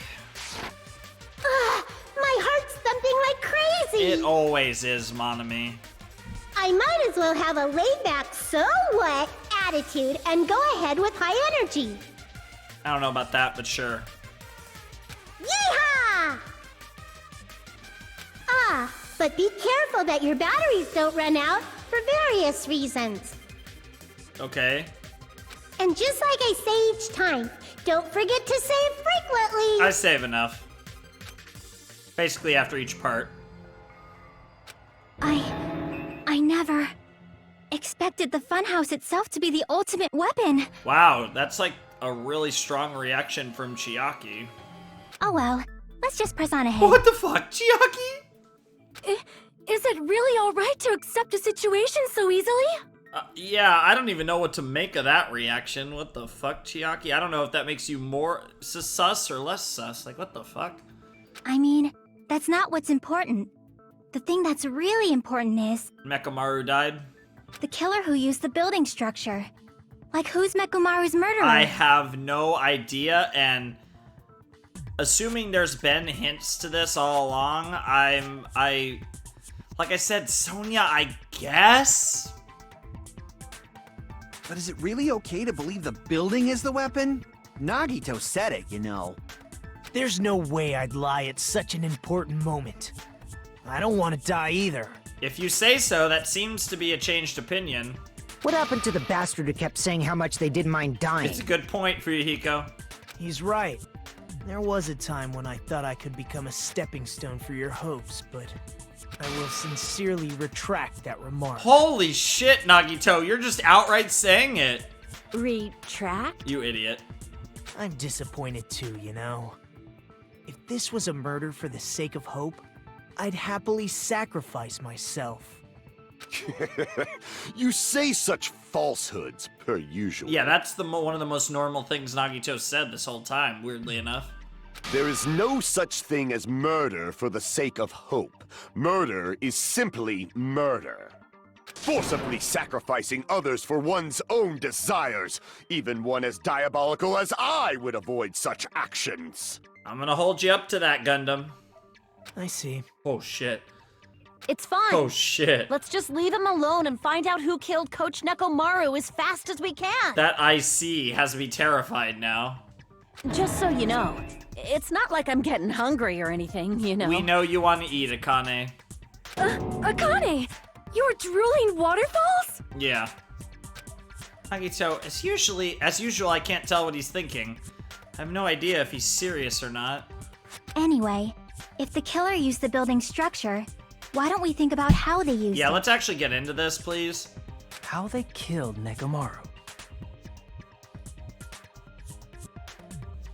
It might be better if we clarify the cause of death first, don't you think? Nekomaru's cause of death, huh?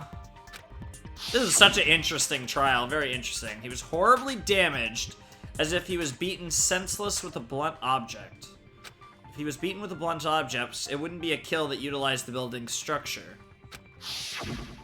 So what was Nekomaru's cause of death that also utilized the dead... It's gotta be falling, right? I see. Yeah, because of the elevator. There's a lot of things that imply falling. That's it? I think he might have died from falling. I guess if he fell on his head... Died from falling? There's definitely... I mean, with the... There's a lot of tricks with the elevator and stuff. There's ways that this could be possible. Don't know how that plays in the pillar, though. If the funhouse's secret is that it's a structure where both towers and houses are vertically connected, Sure. then the killer made use of its height and caused Nekomaru to die from falling. Okay, but... Are you saying they pushed him off? Yeah. Where'd they push him off from? That, I don't know yet. That's what we gotta figure out. Don't just make things up when you don't know the method. True. Where in that building would you even be able to push someone off in the first place? It might be possible in the tower. I mean, that's what I was thinking, but like how? Like, I mean, unless it really is a door to nowhere, or somehow you're up on the higher and then the elevator goes down. Well, if Nekomaru's a robot, so you goodnight sleep button him. And like you leave him somewhere like on the wall, like maybe ties him where he stays on the wall, and then and you're on the first floor, he's on the fourth floor, you use something else to knock him off, and then he falls like 4 stories to his doom. That sounds so fucking stupid and complex, but that's the only thing I could picture in my head if you guys are following what I'm saying. You could push him off the 4th Yes. floor when the elevator is on the 1st floor. That's exactly what I was saying, but the logistics are really tough, because you'd have to be... Did you forget how the elevator functions? When it's on the 1st floor, the door on the 4th floor won't open. Yeah. Saying he died from falling is truly incorrect. You should burn in the flames of hell. I'm a little scared about Gundam lately because of that little comment from Nagito, and now he's the one who's being a little aggressive. But my gut is going crazy right now. Yeah, I'm gonna trust your gut, Akane. Nekomaru died from falling. Where did the killer shove Nekomaru from? If I'm gonna reach the truth behind this incident, I need to solve that mystery next. What is this gonna be? It is non-stop, okay.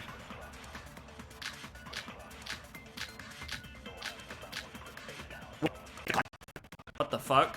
That was really weird. That'll probably come up in the video. That was really strange.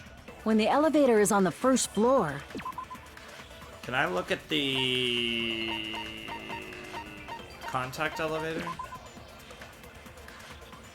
Both houses.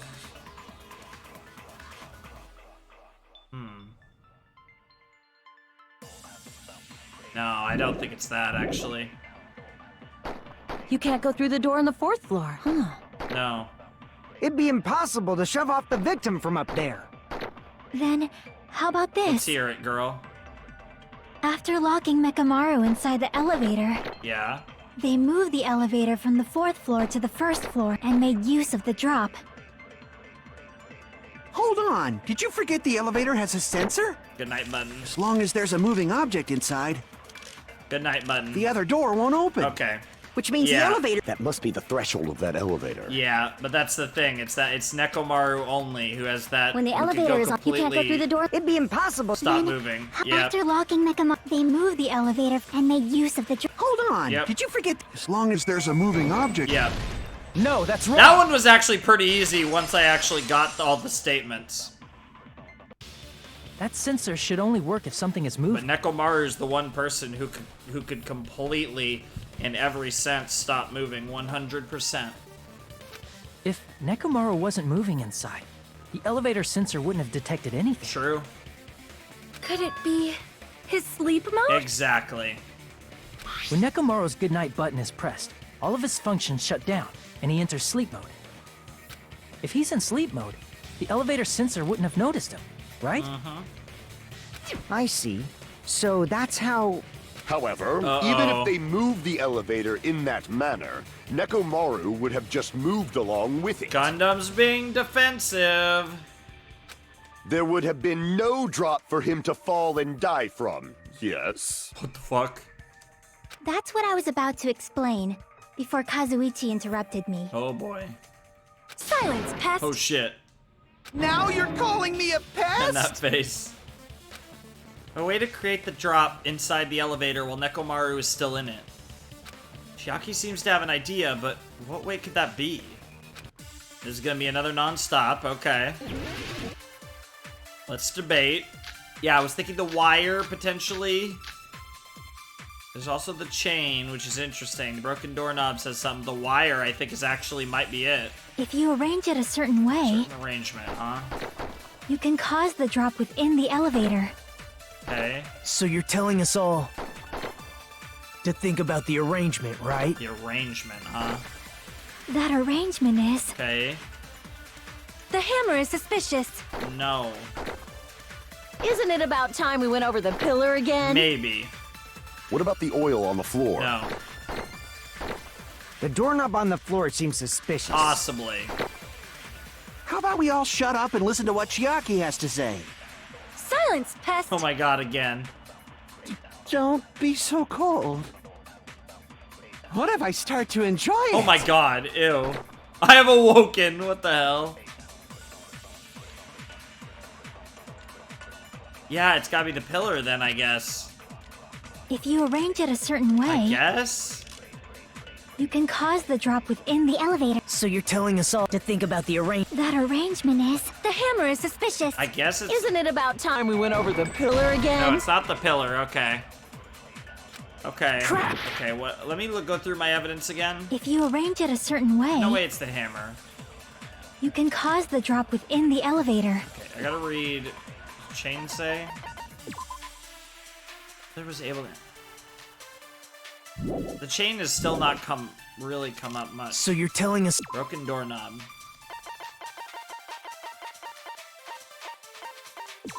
Doorknob found under the tipped over pillar. The screws at the base are pulled out, and there's some scratch marks on the knob itself. One of the... That might be it. To think about the arrangement, right? The wire is super sus. The wire is so sus.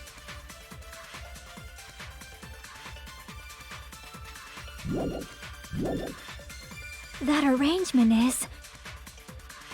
The hammer is suspicious.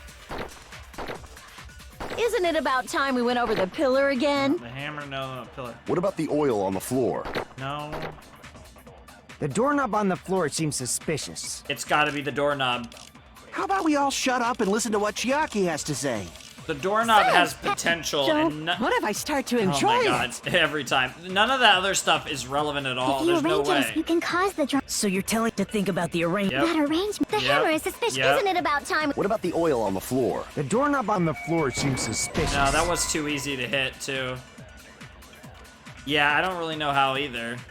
Crap! Okay, what's Chiaki's line again at the beginning? If you arrange it a certain way, you can cause the drop within the elevator. Well, no, I can't dispute So you're that. telling us all to think about the arrangement, right? That arrangement is... Why would it be the hammer? An enormous hammer found on the floor of the tower. It was completely clean as if it was brand new. The hammer doesn't mean anything. The chain is so suspicious, too.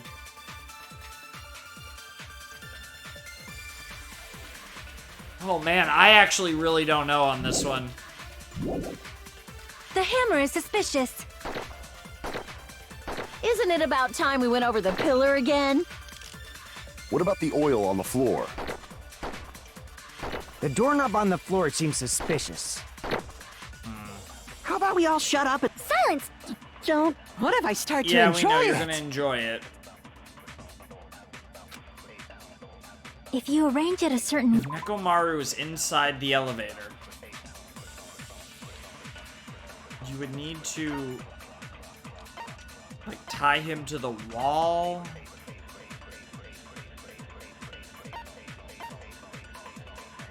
Wait, the chain. And the broken doorknob, the chain! Oh my god, he was chained to the doorknob, that's why it broke! You can cause the drop... So you're telling to think about the arrangement. That arrangement... The hammer is suspicious. Isn't it about time... What about the oil on the... The doorknob on the floor seems suspicious. No? Okay.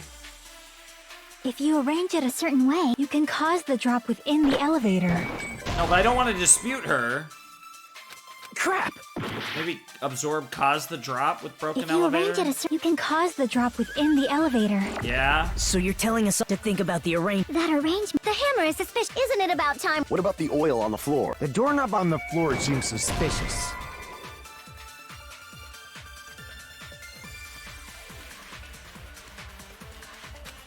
Crap! If you arrange it a certain way, Or the wire to the doorknob, maybe? So you're telling to think about the arrangement. Maybe that's another way to put The it. hammer is suspicious. Isn't it about time? What about the oil on the floor? The doorknob on the floor seems... There we go! I agree I had with the that. right idea, I just didn't, it was the wire, yeah, to the doorknob, but yeah, the chain threw me off, actually, but yeah. Didn't the doorknob have scrape marks on it? The wire was wrapped around the doorknob, and that held him on the 4th floor with the 3rd floor, and then when it broke, he fell off to his death. It makes sense.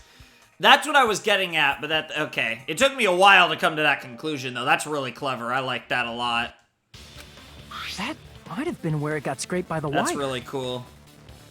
Is that the same wire that was tied around Nekomaru? I do like this, though. Even though there's some moments that I think like, that was just one that was really, like, difficult, and I just didn't, it was taking a while to figure out.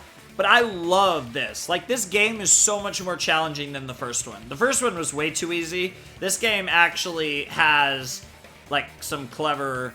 I feel like the game, especially because they were trying something new, they weren't entirely sure how to do it, and they really leveled up this game for the difficulty and the trials, and I love it. So I'm all here for it. I want to get occasionally stumped. Like, that's a good thing. But sometimes the answers are, like, really flimsy, and like, I was like, there's other ways, or that could have been more clear. But then there's ones like that where it was just legitimately difficult, and like that, like, it made perfect sense, and the way it was framed made perfect sense. I just, one, got my info a little mixed up near the end, but two, was just struggling to figure it out for a while. Which is what I want. The tip of that wire was tied into a loop. Yep. If the elevator moved while that loop part hung from the doorknob... If they did something like that, he would have been suspended in midair. That would have given you the perfect circumstances for a improbable death. That's right. He was suspended in midair. Yeah, that's a bit close. Huh? Yeah. The killer tied up Nekomaru with the wire while he was in sleep mode. Yep. Tied the tip of the wire into a knot and hung it on the doorknob to the 4th floor. With that, they moved the elevator from the 4th floor to the 1st floor of Grape Tower Oh my god. and suspended Nekomaru in midair. the sleep bubble. That's right! He was so well hung! What the fuck? Kinda like... I mean, to be fair, Nekomaru did have a big bulge. You better not finish that sentence. I'm actually curious what Monokuma was gonna say.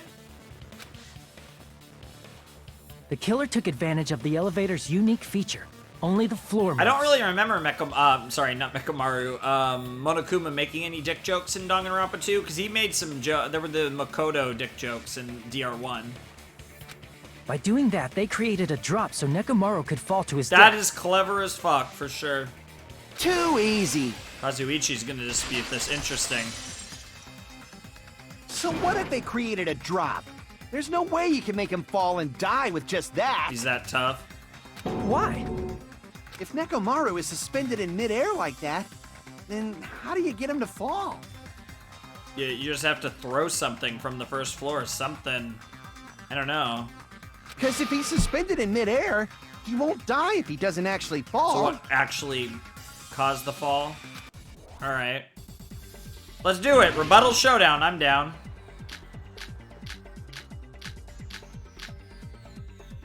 Broken doorknob. It's gotta be. Even if they suspended Nekomaru from... How would they make him fall? There's no one in the tower to push him off. There's no way they could do that. Oh, Jesus. My freaking... Oh, God. That's a terrible timing. My remote decided... My controller decided to stop working properly. Okay, yeah. User configs, yeah. Okay, here we... So I apologize. Yeah, that's just... Yeah. Even if they suspended Nekomaru from a... How would they make him fall? There's no one in the tower to push him off. What the fuck? There's no way they could do Wow, that. it happened at the same point. That's insane. Literally at the same part twice. My controller just decided to just F off. That's insane. The hell? Even if they suspended Nekomaru, how would they make him fall? There's no one in the tower to push him off. There's no way they could do that. What the hell? My controller is like at the exact same point, but then it's like it can't respond to those. Agree with what Kazuichi is wondering. Even if they suspended Nekomaru, how would they make him fall? There's no one in the tower to push him off. I can't respond to this. There's no Interesting. way they could Oh, do I'm that. running out of cuts. That's what it is. Okay. Okay, I'm running out of cuts. Interesting. Even if they suspended Nekomaru from a wire, how would they make him fall? There's no one in the tower to push him off. There's no way they could do that. That's enough to advance, though. It doesn't mean someone had to push him off. No, the broken doorknob. It's possible that he fell on his The own. doorknob, yep. What? Nekomaru fell on God his damn it, own? that was my moment. Nekomaru should have still been in sleep mode, right? Yeah. If he was sleeping, there's no way he could do that. Now's the time. But in that case, you still won't be able to explain. Moving the elevator is just impossible. End of story. Okay. Yep. What? Nekomaru fell on his own? Oh, it's the second one. Shit. Okay. Crap. It's definitely the broken doorknob, though. What? Nekomaru fell on his own? Nekomaru should have still been in sleep mode, right? No. Huh. Crap. Okay. What? Nekomaru fell on his own? Is it supposed to be the wire because of the loop? Nekomaru should have still been in sleep mode, right? If he was sleeping, there's no way he could do that to himself. Now's the time if you want to take, but in that case, you still won't be able to. Moving the elevator with Neko is just impossible. End of story.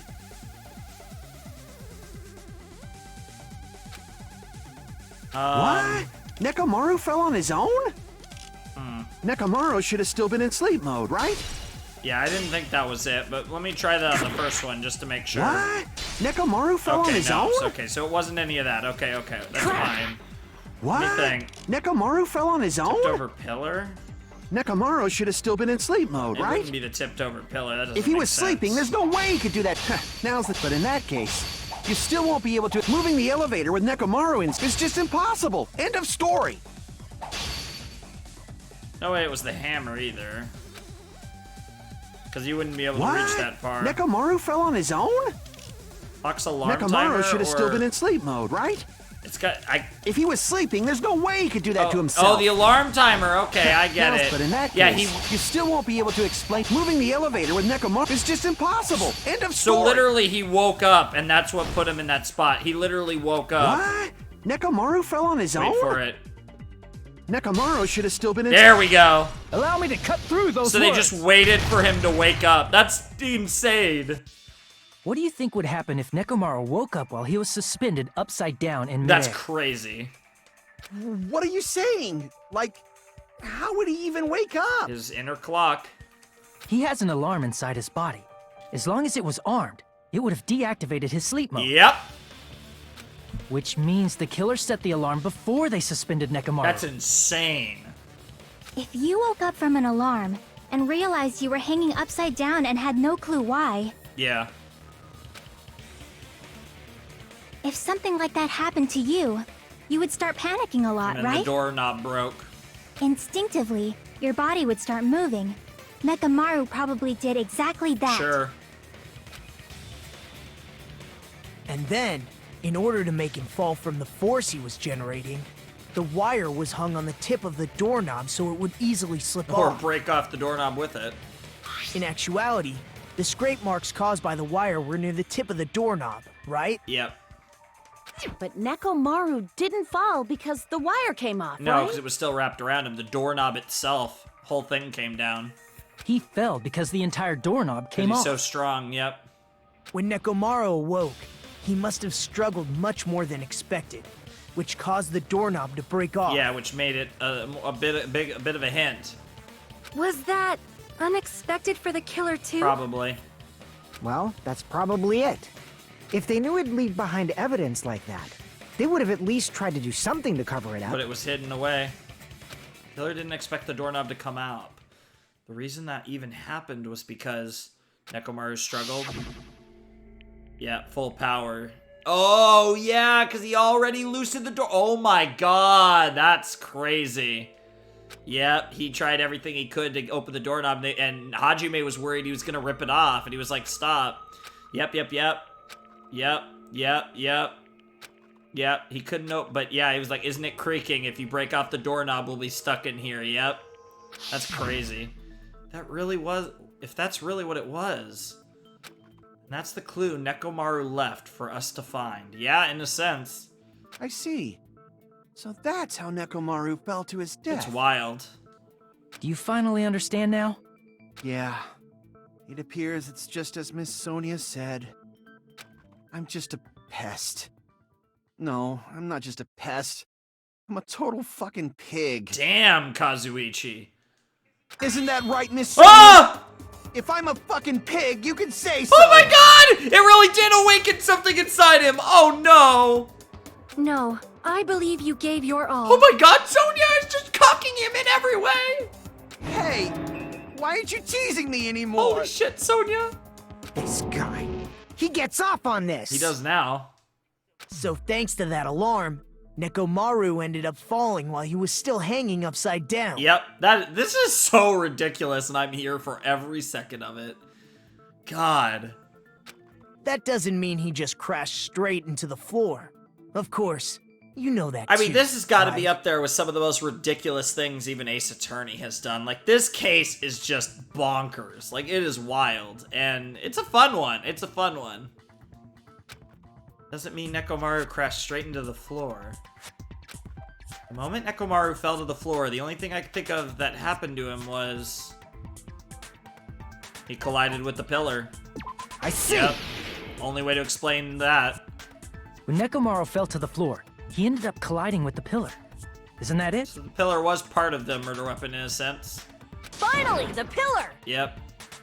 So that's how the pillar shattered, and why oil was spilled all over the place. Sure.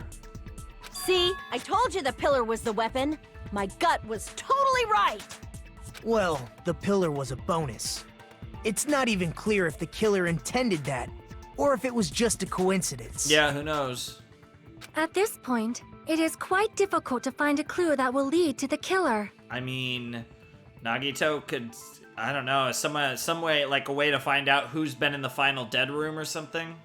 Then what about the alarm? Yeah? I'm positive the alarm was set for 7:30 a.m., and if we map it out from there... Hold on, baby gangsta. Calling him that again. Stop calling me baby gangsta! What'd you just say? Did you say the alarm was set for 7:30 a.m.? Yeah, it doesn't make sense given Monokuma Tai-Chi. You didn't check it yourself? Nekomaru's alarm was set for 7:30 a.m. Nah, that's impossible. Because he wouldn't, him and Akane in particular would never miss Monokuma Tai-Chi. Because even though I slept in a little, I still got to the tower at 7 in the morning. He was already dead. Now that you mention it, so did I. Yep. There was no way I could be late for Monokuma Tai-Chi, so I left for Grape Tower before 7 a.m. Sounded like she said lurt, not left. And if we found Nekomaru's body there, it would have been before the 7:30 a.m. alarm went off. Yep. It appears yet another contradiction has been birthed. True. How were you able to discover Nekomaru died at 7:30 a.m. when you went to the tower at 7? Because the clocks were off, all the clocks were an hour, so it was 7, but it was really 8, maybe? That's what I want to know! Because Nekomaru's clock was the only clock that was actually right. Another mystery I don't understand. Seriously, it's just one after another. But, because remember, everyone skipped out on Monokuma Tai-Chi? But I can't choke up at a time like this. Just a little more and I'll be able to reach the truth. There should definitely be a clue to breaking through this contradiction. Oh yeah, okay, we're sticking with non-stop debate. All right. Wall clock. I want to look at wall clock. But we'll listen to the first line of dialogue, of course, so not to interrupt them. We headed for Grape Tower. Okay, I want to look at wall clock. Where is it? 5:30 a.m. The alarm of wall clock in the lounge of Strawberry Hall's second floor started going off. Fuyuhiko was at the lounge by coincidence and managed to stop the alarm, but Kazuichi and Gundam rushed to the lounge after being alerted by the sound. However, Nagito was apparently the only one who didn't hear it. That was because of the deluxe room, if that's gonna come up. Now let's look at the radio clock. Alright, Nekomaru used this alarm clock to recover. The countdown clock stopped around 7:30 and the alarm was set to 7:30 as well. Clock in Nekomaru's chest. The alarm is just so it turns off. Yeah. Yeah. It's a perfect clock, basically. 7:30.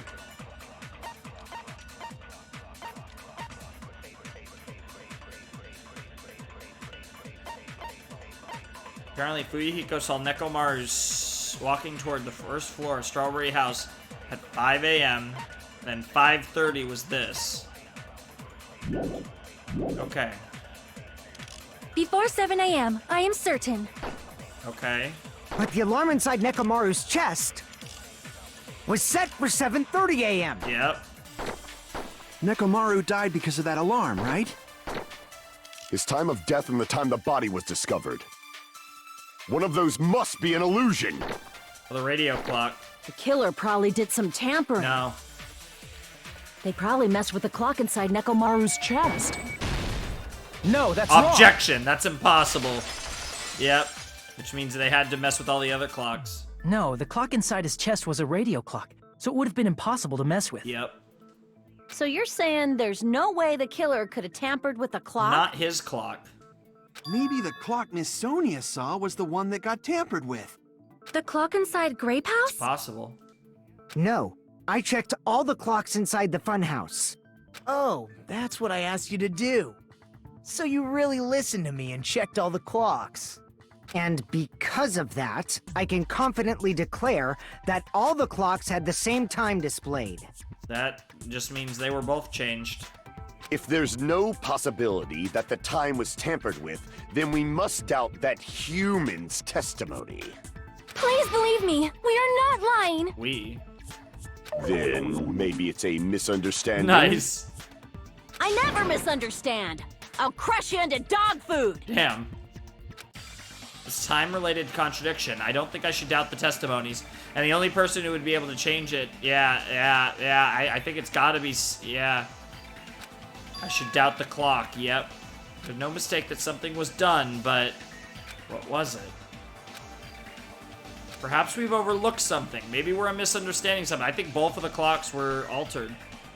Grape House and... because there's no way to tell time in this place. And if you think about it, at 5 o'clock, Nekomaru was going down there. Well, maybe because it was actually 7 o'clock. Maybe it was 2 hours. Think. If I focus and think, I should be able to find the answer to that mystery. Was this going to be Logic Dive, or is this going to be... okay, Logic Dive. I think I could do this. I think I should have no issue with this. Because I think, yeah, the clocks were probably 2 hours behind, if I had to guess. Or whatever.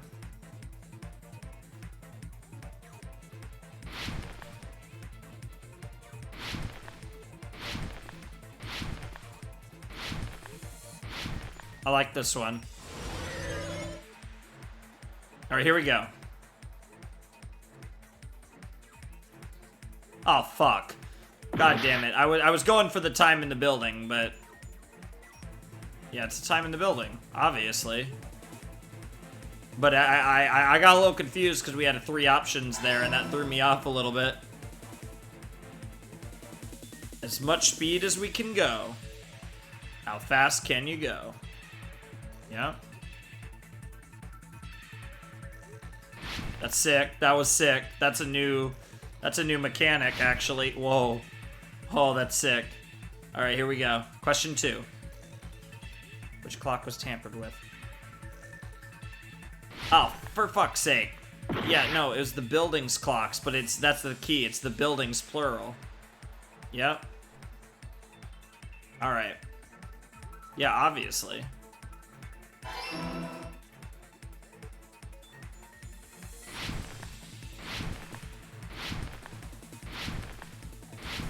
All right, here we go. Final question. Oh no, not yet. Woo, woo. Oh, we're snaking right now. Oh baby. Hell yeah. This is sick. All right, here we go. Final question. Both houses. Both fucking houses. That's what I was waiting for. Yep. Woo. Yep. That's insane. I like the 3 options too. That makes it more fun. It's all coming Wonder together. if we'll get to 4 maybe even by the end of the game. Let's do it, Hajime. You said you checked all the clocks inside the building. Isn't that right, Fuyuhiko? Yeah, you checked both. So they were both wrong. Yeah, none of the clocks had the wrong time. How would you know? But what if all those clocks have been messed with? What? All the clocks? So even if you checked all the clocks inside the building, there's no way you'd have noticed it. No way to tell. I see. So the killer messed with the time inside the whole building by changing all the clocks. Yeah, there's no other way to tell the time. So that's what it was. There's no way I would have noticed that. No. This is truly fantastic! He's impressed by this. Now's not the time to be pleased. More importantly, how much was the time 2 off? hours. She's right. That's the main problem. 2 hours. 100% it was 2 hours. I need to clarify by how much the time was off after the killer messed with the clocks. 2 hours. He was going to Monokuma Taichi at 5, which means it was 7. For 7:30 Monokuma Taichi. It makes perfect sense. And that would explain he died at 7:30. We heard the sound at 5:30. It's perfect. That's definitely the next mystery. I'm going to reach the truth in one go. Oh, okay, for a second I thought we were going back to logic time. I was like, god damn, but okay, yeah, non-stop.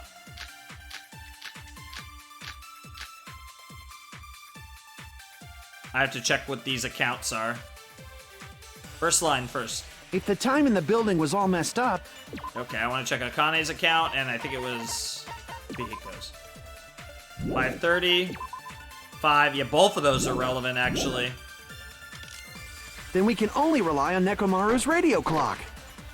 The time of death was clearly 7:30 a.m. No. The That's problem probably is, what it right time there would with 7:30 be in our time? Yep. Are there any clues that can be used to narrow that down? Akane's account. If only I heard the sound when he fell. Or that. It would have been a great clue. Yep. Akane's account. Or his scream. Oh, jeez. He's not the type to let out a scream. Probably not. If only Nekomaru's alarm was loud enough, Not that. we would have heard it too. It was that very first one. There's no point in saying that. If does not exist in this world. True. Yep. If the time in the building was on, then we can only rely. The time of death was clearly 7:30 Yeah, that's actually a a.m. true The problem statement, is, yeah. what time in our time? Are there any clues that can be used to narrow that? If only I heard the sound when he fell. There it is. I agree with We that. did hear the sound. Akane did. Yep. That's right. We should have heard the sound he made when he fell.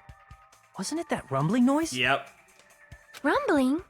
I thought it was just an earthquake, so I went back to sleep. Was that the sound from when Nekomaru fell? And Sonya didn't hear it for the same reason that Nagito didn't hear it, because they were in deluxe rooms. Well, a huge body fell from the 4th floor to the 1st, and the pillar fell with it. It's obvious we'd hear the impact sound. We heard that noise too. It was when we were gathered at the Strawberry House Lounge. Yeah, okay. He has an excuse, because even though he was in the deluxe room, he was in the lounge. Okay, so I was gonna say, depending on the Gundam, that could make him super sus, but... What is it, Sonya? Yeah? Oh, well. That sound everyone heard? I did not hear it at And all. the reason she didn't hear it is the same reason that Nagito didn't hear it. Huh? Neither did Nagito. You probably didn't hear it because you were sleeping. I could not sleep at all. I was awake the whole night with hunger pangs. There's nothing to worry about. What's important is that rumbling It's noise. the deluxe anyway. room. Speak up, Nagito. If we use that rumbling sound as a reference, we might be able to figure out how much our time was off. 2 hours. I heard that sound probably around 5:30 in the morning. 2 hours on the dot. Huh? You can tell? I instantly woke up and left my room. And that's when I saw the clock in the lounge. Yep, Excellent work, Akane! true. That rumbling sound we heard was at 5:30 a.m.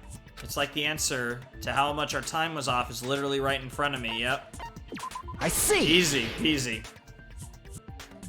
Nekomaru's alarm went off at 7:30, and if we heard the sound of his impact at 5:30, that means our time was off by 2 hours. Yep, 2 hours?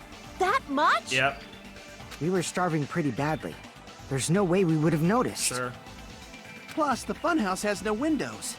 And there weren't any Monokuma announcements either. No way to tell. However, for what reason did the killer alter our perception of time? The reason is obvious. So they could lure out just Nekomaru. Yeah, it was targeted at Nekomaru because, yeah, Nekomaru would know the proper time. Lure out only Nekomaru because he would know the real time. If you messed with the clocks and used a specific thing, you definitely get Nekomaru to the tower alone, right? From there, the killer's plan was a splendid success. That's all it means. Besides messing with the time, the killer also used a specific thing. They were trying to lure out only Nekomaru, then what is that thing? It was Monokuma Tai Chi. I see! Yep. That's it. The killer made use of the Monokuma Tai Chi activity in the morning. Yep. How did they use it? We were required to go to Grape Tower every morning at 7 a.m. for that activity, right? I thought it actually was 7:30, but maybe it was actually 7 on the dot. That makes sense. But if they messed with all the clocks inside the building, what would that do to us? That makes We wouldn't be able to attend on time. more sense. But that wouldn't affect Nekomaru. No. His radio clock had the exact time. That's right. In doing so, the killer was able to lure him to the tower by himself at the precise time. Then, when I witnessed Nekomaru early in the morning, Yep. If I recall, you witnessed Nekomaru around 5 a.m. He was going to Monokuma Tai Chi and unknowingly going to his death. And if that time was also 2 hours off, it should have been 7 a.m. Yeah, that's pretty much it. At that time, he was heading over to Monokuma Tai Chi, right on schedule. Yep. I see. Now that I think about it, I realize what Monokuma meant when he said those words. Too early. He didn't even ask you yet. But yeah, nobody came. You all ditched, yep. Or whatever it was. Jeez, how outrageous! I honestly didn't expect everyone to ditch Monokuma Tai Chi. It turned out like this after all, so I guess it can't be helped. Yep. When you said everyone, you were including us, right? We thought we came to the tower on time, but in truth, it was way past the meeting time. Ah, jeez. That's, well, how should I put it? What was it? You know, tripping over a foot or something like that. Are you talking about tripping over someone else's fault? Keck W. Wrong! Too bad. Nice. Liar! I'm right! Keck W, big time. That's not it. It's incorrect. Yeah, Monokuma's never gonna admit that one way or another. That's definitely the correct answer. You always get so stubborn like this. Let's just ignore the peanut gallery. Now that we've found out how the killer lured Nekomaru, the number of suspects has drastically decreased. Yep. Huh? Hey, why would that decrease the number of suspects? Don't be a friggin' liar! You'll know I'm not lying when you listen to what Fuyuhiko's going to say next. Yeah, suddenly Fuyuhiko, it's very important. huh? What the hell do you mean? You witnessed Nekomaru going toward the tower. Did something else happen after that? Are you talking about that alarm? Yep. Alarm? A little while after I witnessed Nekomaru, the clock in the Strawberry House lounge started going off. Gundam, were you in your room or not? That's my question. Were you in your room or not, Gundam? Plus, it was just before that rumbling sound occurred. That's it. So that's what it is.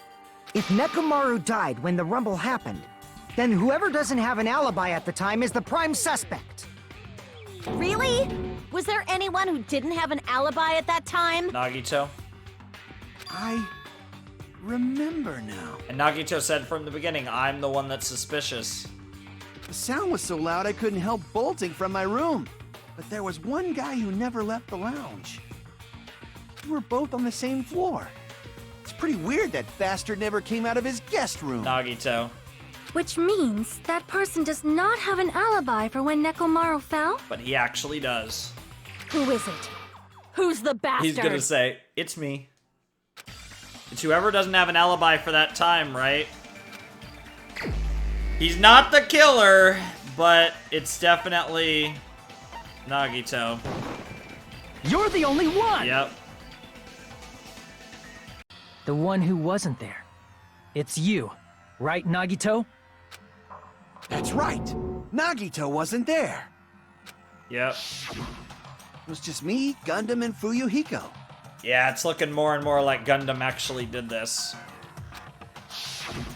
You didn't come out, even though the alarm was going off like crazy. You weren't in your room, were you? If that's the case, where were you? Please, say something! I have no alibi. I have nothing to say. If you don't hurry up and answer, I'm gonna suicide dive you! Hey, wrestling! I wonder what that was in Japanese. Because I feel like even in Japanese, that's usually either tope suicida or suicide dive. That's a wrestling move, though. Pretty commonly done move nowadays. It's where you run through, you're in the ring and you run through, it's usually the middle ropes, and you dive through the middle ropes out onto your opponent on the floor. I'd edit in a suicide dive, but I am too lazy. If I may be frank, even if I wanted to go to the lounge, I couldn't. Oh? You couldn't? What do you mean? Deluxe room? It's merely the foolish talk of the weak. And this is what's gonna incriminate Gundam? Not only did I not hear the alarm, I never even heard that rumbling sound. And Sonya will back him up? He couldn't? You're definitely fucking lying. Nope. However, that is also true for me. Yep. It is obvious that I did not hear the alarm in Strawberry House. Wait. But I did not hear the rumbling sound either. Is that not strange? I mean, everyone else heard Did it. Chiaki hear it? Oh, Chiaki about to speak up. To be honest, Yep. it's not just them. The same goes for me too. Okay, then that confirms that everyone in the deluxe rooms couldn't hear it. Huh? I was in a pretty deep sleep, so I thought that's why I couldn't hear it, but it wasn't that.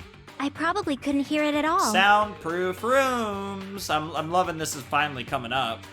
Couldn't hear it? What does that mean? You still don't know. Yeah, here we go. Think about what the three of us who didn't hear a sound have in common, and I'm sure you'll figure it out. Deluxe rooms, baby.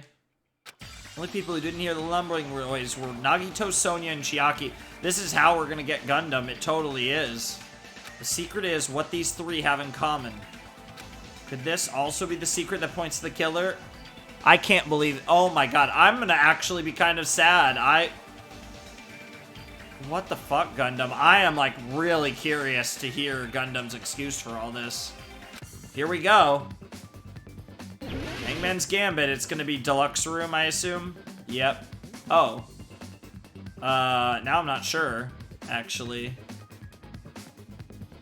Yeah, I think it is deluxe room, but I'm not sure.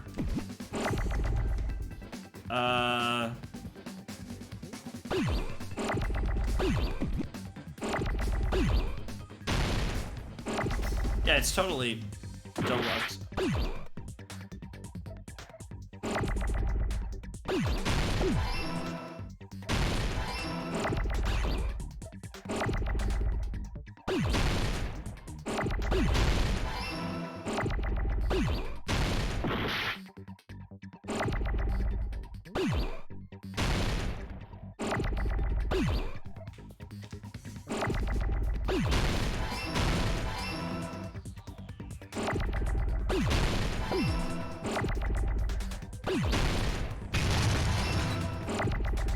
Oh, it's plural. It's deluxe rooms. Okay, I gotcha.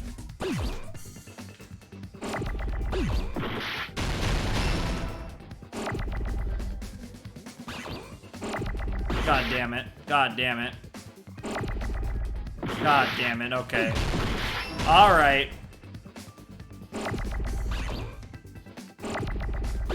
for fuck's sake.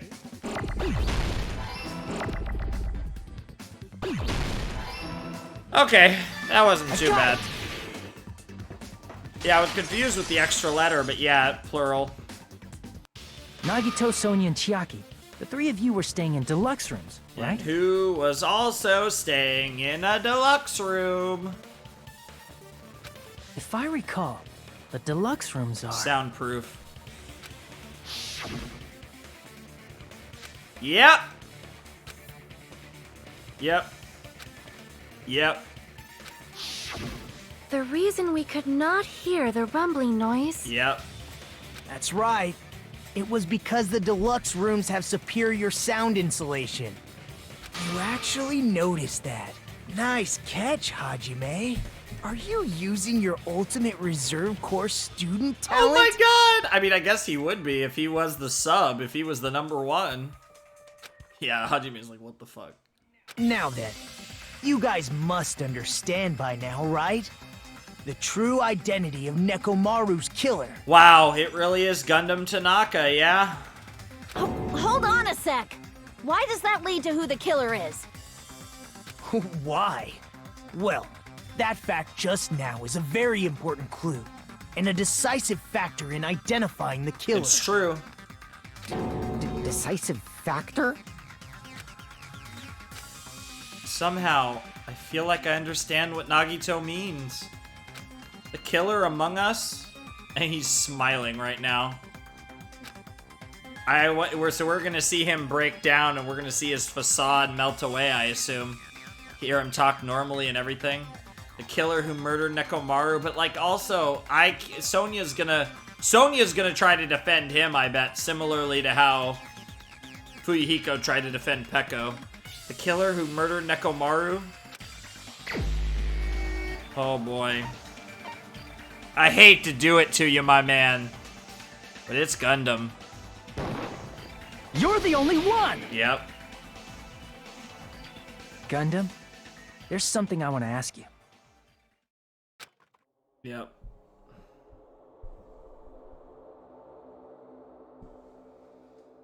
Here we go. When the alarm rang at the Strawberry House Lounge, you rushed over there too, right? What's wrong with that? Oh my god, even his voice. If the bell of catastrophe rings throughout the night, it is the universe's providence to stop it. You had a deluxe room, boy. Why were you able to hear it? Hear what? I mean, you were also staying in a deluxe room, right? Nagito was staying in a deluxe room in the same house on the same floor, and he couldn't even hear it. So why were you able to hear that alarm? Oh, baby. Here we fucking go. Huh? Now that you mention it... Gundam? Yeah, Sonia's like, what? There is only one possibility. You weren't in your room at the time. Yeah. That's why, even though you were staying in a deluxe room, you still went to the lounge. Am I right? By trying to fabricate your own alibi, you actually incriminated yourself. Gundam, you have some sort of explanation, right? Oh, poor Sonia. Well, I'm starting to think Sonia might actually make it through the game. Gundam probably couldn't return to his room because of Fuyuhiko. Okay. Me? After you saw Nekomaru heading to the tower, you stayed at the lounge for a while. Am I correct? Yep. And because of that, he couldn't get back to his room. Until the moment that alarm started ringing, right? Yep. If you were in the lounge for that long, the killer who had left earlier obviously wouldn't be able to go back. True. Even though Mekamaru's murder was a death trap that utilized the alarm in his chest, the killer still needed to prepare the murder in advance. True. Like putting Nekomaru in sleep mode and tying him up with the wire. Yep. In order to do that, the killer needed to be waiting for Nekomaru at the tower. Yep. Wow. This is crazy. Which means when Fuyuhiko witnessed Nekomaru, the killer was already at the tower. Yep. And once they tried to go back, they couldn't because Fuyuhiko was at the lounge. Wow, this is crazy.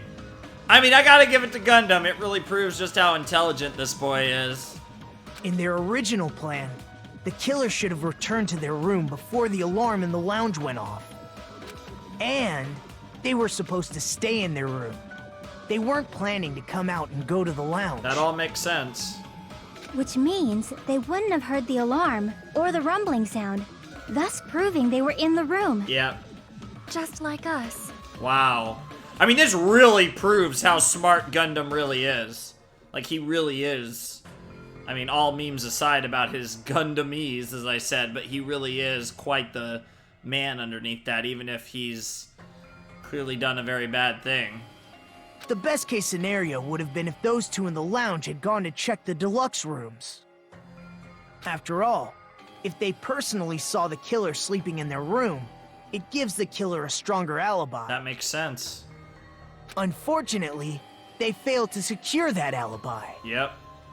Because I was in the lounge. Exactly.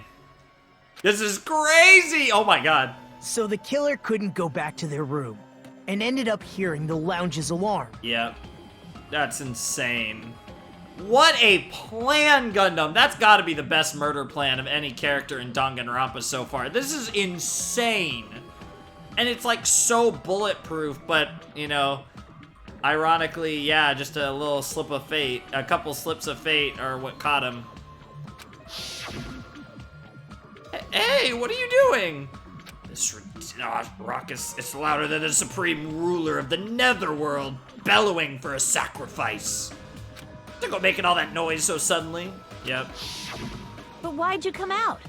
You should have hid till the excitement died down. If Gundam tried to hide, and if those two went to his room to check on him, he would have been found out. At that point, it was the better move. That would have been the worst possible outcome. That's why he couldn't just stay hidden. Now, he could claim he was already awake in general, but... If those two had just checked the deluxe rooms as planned, that would have been ideal, but... That makes him look really suspicious, obviously. How ironic. The moment Fuyuhiko set foot in the lounge, your plan was doomed. He's not said a word. Gundam? Please, can you at least say something? Where's this gonna go? Here we go, the music stopped. Answer me this, including myself and my 4 dark devas of destruction. How many ears do we possess? That would be 10. Unless there's some ears I don't know about. Huh? The answer is 10. That's right, I possess 10 ears. That means I have 5 times the hearing of a normal human. The soundproof system here may as well not exist. He's going full Gundam here. Is that your argument? Yep. Like, that's the thing, and that's how Gundam is, so... You bastard! Do you understand the situation you're in right now? Yeah? Do Oh, not shit. panic. The truth shall now commence. And he's already panicking, wow. At the time, I left my room to go to the bathroom. By coincidence, I heard the alarm. That's right. That's all it was. The world is always so simple. Oh my god, you sure about that, Gundam? Are you saying it was just a coincidence? Isn't that timing a little too perfect? I mean, if you argue your inner clock, but then you hadn't eaten and you were starving, so not, yeah. And yet, I'm being suspected by all of you. It seems it was actually horrible timing on my part. I see. You're still holding out. Yep. Well, you don't have to admit it. We're going to decide who the killer is with the majority vote anyway. So, why don't we just go ahead and start voting? It's obvious that Gundam is the killer. Interesting. See, now Nagito's just like, hey, we found the killer, let's kill him. Hold on a sec. You know, Hajime, this class trial, this killing, it's merely the opening act, you know. Oh? Hey! What do you mean the class trial is just the opening act? Monokuma's like pissed as fuck. Perhaps I should say, it's just a farce. Because Nekomaru isn't, that it wasn't really Nekomaru? Just a boring farce. So boring, so stressful. I'm so painfully bored that I might develop stomach ulcers. Okay. Seriously. Let's just hurry up and finish this before I collapse from poor health. Jesus, Nagito. Nagito, something definitely happened to you, didn't it? At some point during the investigation, your behavior became even Are weirder. you running out of time? I mean, we don't even know how much of his FTE bullshit was true or not, but... What actually happened? Did you discover He something? clearly discovered something beyond what he's told us about the funhouse. Well, let's just leave that fun for later. And finish this opening act already. Alright, Nagito. You said opening act again! Please hold on. We have yet to hear Gundam's I rebuttal. feel like we actually have. It was a coincidence. That was his rebuttal. But he's completely shut up. Perhaps he can't argue anymore. Gundam! Oh, shit. I was simply at a loss for words after being dumbfounded by your pathetic assumption. In fact, I shall deny the very basis. Your assumption has been wrong since the beginning. Okay. Since the beginning? Based on your assumption, Let's hear it. I hung Nekomaru from the 4th floor of the tower and made the floor descend to the 1st floor. Yes.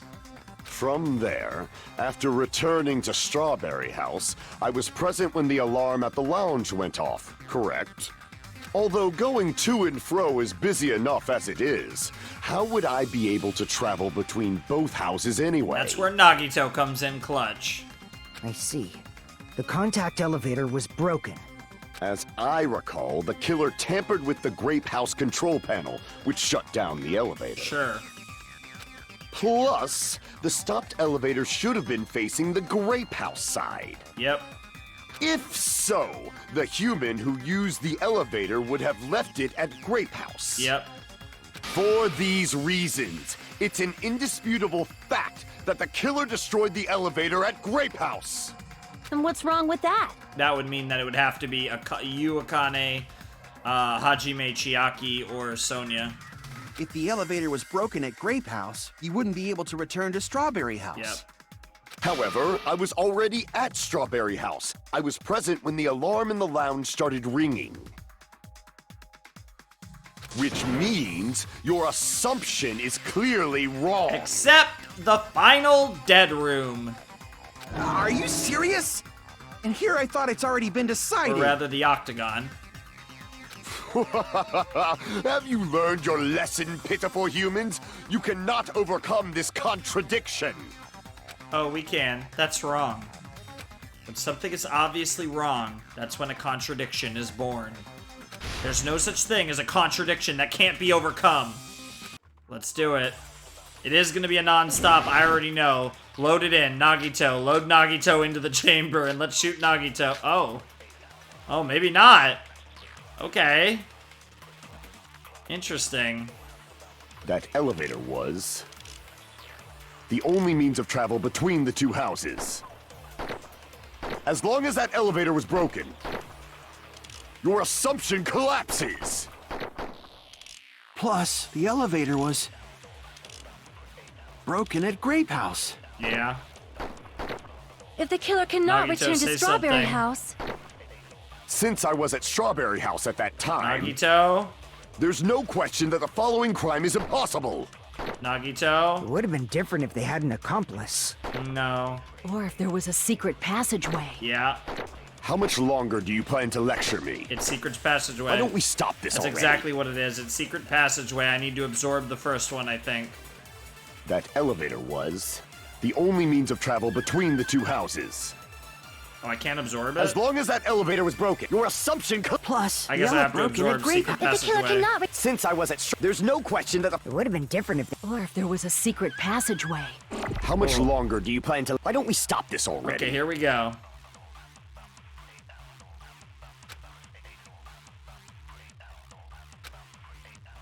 That elevator was the only means of travel between the...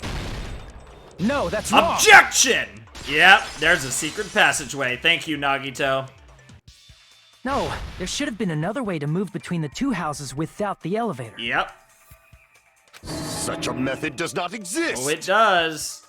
Then why don't we ask the person who actually used that method? Yep. Oh, now he's freaking out. You're the only one! Nagito, you should know. Huh? What are you talking about? Don't play dumb. You appeared so suddenly that one time because you used that method, right? Yep. Nagito, why are you here? Because I showed up. There's a secret passage connecting the first floor of Strawberry House to the third floor of Grape House. Yep. Isn't that right? Jeez. Once again, I let the reserve course show off. Yep. But you're right. There's a door on the floor of the Octagon, which is on the first floor of Strawberry House. After I opened the door and went down... Yeah, that was one of the big discoveries. Surprise, surprise! I ended up in the Monokuma Archive, which is on the third floor of Grape House. Yep. Meaning, the third floor and the fourth floor are actually connected. Yep. Plus, once you've cleared the final dead room once, you can pass through it as many times as you want. Yep. If they used that secret passage, they could have gone between the two houses as much as they wanted. Infinity Unlimited Flame! Infinity Unlimited Flame! However, what if the killer was unaware of the existence of the final dead room? There's no way they didn't know. That is merely an illusion you have fabricated from your own I suspicion. thought he was gonna say, what if the killer didn't actually try it? If you value your life, you should stop with your scrutiny. Well, that actually the opposite is true. There's no way I can stop. Yeah. What did you say? Don't make me angry. You wouldn't like me when I'm angry. You're not the Hulk. Alright, let's go. Rebuttal Shogun. I gotta keep track of my blades. Yeah, I don't know what the thing's gonna end up being, but... Even if the turbid box doesn't exist, you could travel through multiple planes. Provided you use a spacious wormhole. What? However, how frail, I say! Your decayed illusion. Shall I feed you to the progeny of vile deities? This is insane. Oh my god. Yeah, I know. Yeah. Even if the turbid box doesn't exist, you could travel through multiple planes. Provided you use a spacious wormhole. However, how frail, I say! Your decayed illusion. Shall I feed you to the progeny of vile deities? Is that enough to advance? God damn it, that's not enough to advance. Oh my god, this is actually really difficult. Even if the turbid box doesn't exist, you could travel through multiple planes. Provided you use a spacious wormhole. However, how frail, I say! Your decayed illusion. Shall I feed you to the progeny of vile deities? Is that enough? I can't back down! I'll take it, I'll take it, I'll take it, I'll take it, I'll take it, I'll take it, I'll take it, I'll take it, I'll take it. Yeah, we'll take that! We'll take those. We take I already those. proved a secret passage exists. Yeah? The secret passage was at the Octagon. Yep. Know the limits of your own reasoning! You say the killer went to the Octagon? Don't bark, you cur! Call me a cur, wow. If you don't want to drown in the maelstrom of blind confusion, No. at least pray to the key which dwells in the light! How... Oh, the hammer, maybe? It's gotta be Know the hammer, the limits right? of your own reasoning! You say the killer went to the Octagon? Don't bark, you cur! If you don't want to drown in the maelstrom of blind confusion, at least God pray damn to the it. key which dwells in the light! It's gotta be the wire. 'Cause where did the wire come from, right? Yeah. I don't remember wire, but he must have Know got... the limits of your own reasoning! You say the killer went to the Octagon? Don't bark, you cur! If you don't want to drown in the maelstrom... Yep! Allow me to cut through those words. There was no wire in the funhouse. The wire used to string up Nekomaru's body. Yep. The hammer that looked like the weapon. And the chain on the door in the tower. I guess they gave us the least obvious one, but yeah, all three of those. Yeah, I wanted to say the hammer. Those are all the items that weren't in Funhouse. Where did the killer obtain them? Yep. The only place I can think of is the Octagon. Yep. There were various weapons and tools there. I'm pretty sure I saw stuff like wires, hammers, and chains too. Sure. Since those items were used in the crime, there's no doubt that the killer went to the Octagon. Yep. If that's the case, they obviously know about the secret passage too, right? Yep, and all of your potential contradictions fade away, Gundam. Yeah. It seems this is the end. Oh, I hope they don't kill his hamsters. Normally, we'd end up listening to Hajime lecture us with a very long summary of the case. He doesn't want to do the comic. But there's no reason to waste any more time on this opening act. So I'm going to end this right now. The fuck?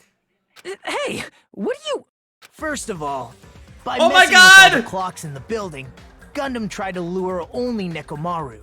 The Oh my elevator God! was probably broken The game's by that moving on its own! Thanks to that, Nekomaru wasn't able He's to go to literally Grape doing the Tower, comic! which was supposed to be the meetup point. So he my tried going God! over to Strawberry Tower, just like we did when we found out the elevator was I broken. didn't even play the Well, music. it's obvious he'd attempt that. At that time, Oh. we didn't know the two towers were the exact same He's place. like, I'm the main Also, character now. The button in Strawberry Hall wasn't broken, so he was easily able to enter Strawberry Tower. But surprise! Gundam was waiting for Nekomaru's arrival. Hold on. If Nekomaru didn't go to Strawberry Tower, what would the killer have done then? Not committed? Their plan was a balancing act of uncertainties. But even if they failed, they probably wouldn't have minded. Then they just don't go through with it. They can just greet everyone the next morning as if nothing happened, and come up with a different plan. Yeah, that makes sense. And without such a risky plan, they wouldn't have been able to lure him at all. True. I'm going to continue summarizing the case, okay? Oh my god, Nagito! Through this, Gundam successfully lured Nekomaru to Strawberry Tower. There's no way he could fight head-on with the robotic Nekomaru. He's literally... So by pressing the goodnight button, he rendered Nekomaru powerless without fighting him. This has got to be great for Bryce. He's like, oh, memories of the first game. Like, this is so weird. Like, are you sure you're not Makoto, bro? I know that was the despair disease talking, but are you sure? No, obviously he's not, but what the hell, Nagito? Hold on! What did you just say? That I didn't battle? What's wrong with that? His pride. Don't mess with me! Oh god. Don't mess with me! I cannot ignore those words! Why are you angry all of a sudden?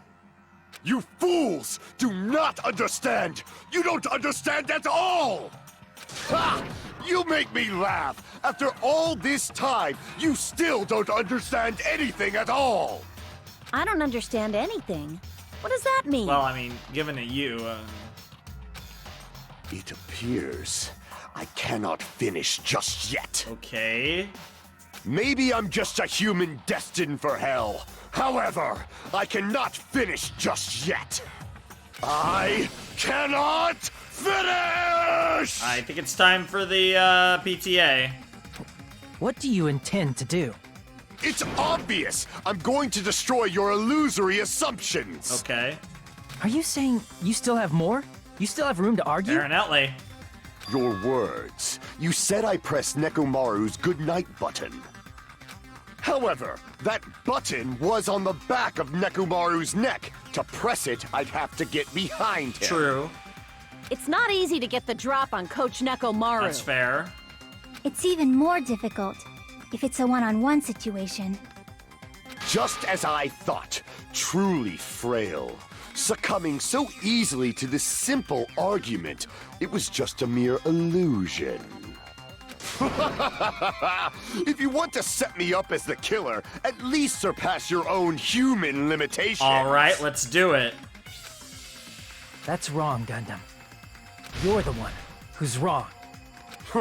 Such a wonderful line. However, I cannot say that I'm satisfied. Alright, Gundam, let's do it. Listen well. I shall teach you 2 tips for making someone admit their defeat. Let's hear them. First, you must crush them with your own overwhelming power. And as for the other, you must provide a reason that will persuade that human. Sonya would die. You have not fulfilled either of those yet. You really want Sonya to die? Guess you really don't want to admit it.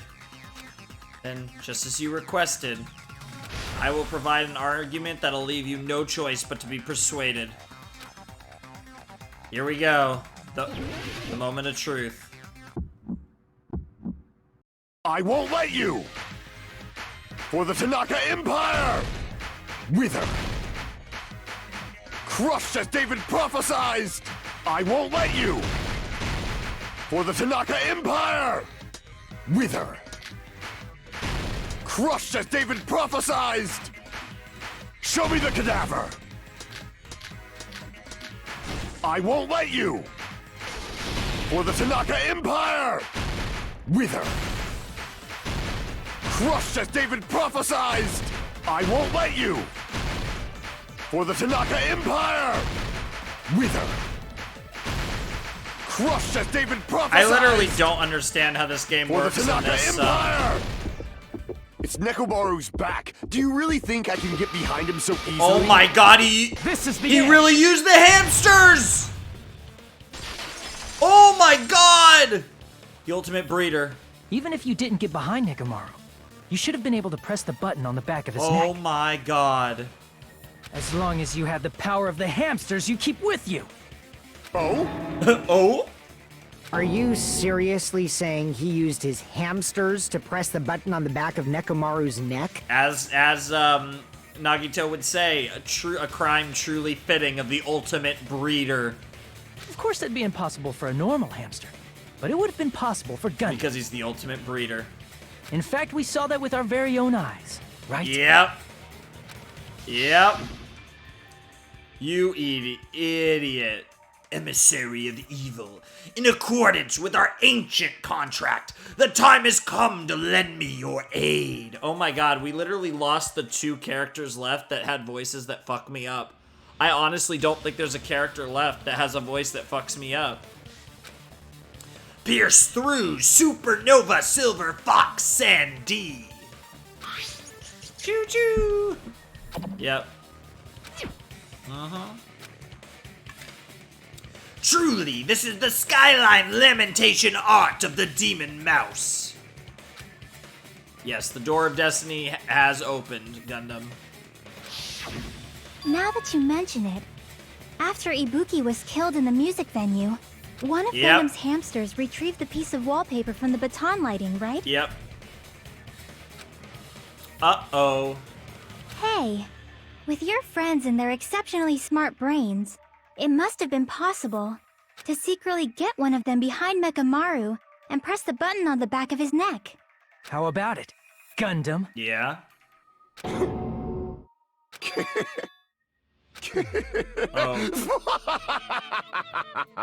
You're trying. Not just myself, but you actually brought up how splendid my subordinates are. I have no recourse but to admit it. Oh? Admit it? Did you say you admit it? He's admitting it's possible, I think. It appears I've obtained a one-way ticket to hell. Or he's admitting it. Fine! Then you must trample me underfoot and advance. Oh? Victory can only be built upon a foundation of corpses. You cannot find peace without sacrifice anywhere. Now, trample this life. Trample it as though it were mere trash on the side of the road. Jesus, Gundam. Pull the curtain strings of this worthless performance with your own 2 hands. I think we're going to. And yeah, that's gonna... Closing... Oh, we are gonna do the closing argument anyways. Okay. Sure. Alright. We're still doing it. Oh my god. Who's at the lounge clock's alarm?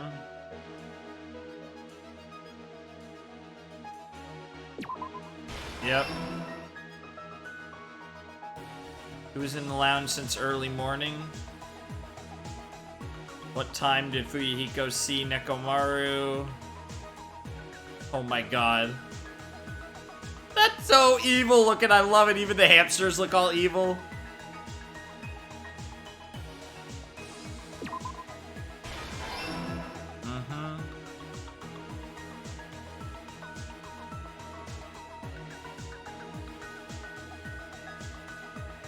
Yep, this would be right here.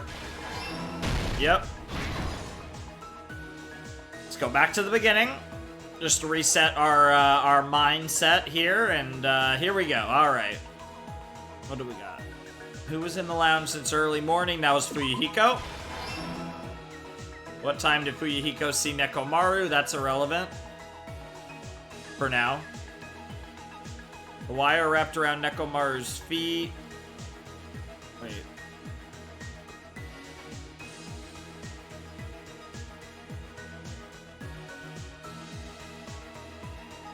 Here? Yep. That makes sense.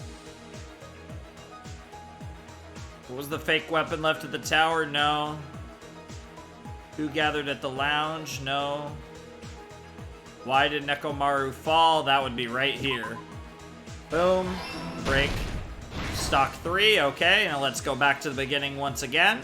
Just reset our things. I'm going perfect on this one. I'm doing really well on this one. No issues whatsoever, no confusion. I think I'm pretty good at these though, especially now I've readjusted to not having all the info. What time did Fuyuhiko see Nekomaru? I don't think that's here yet.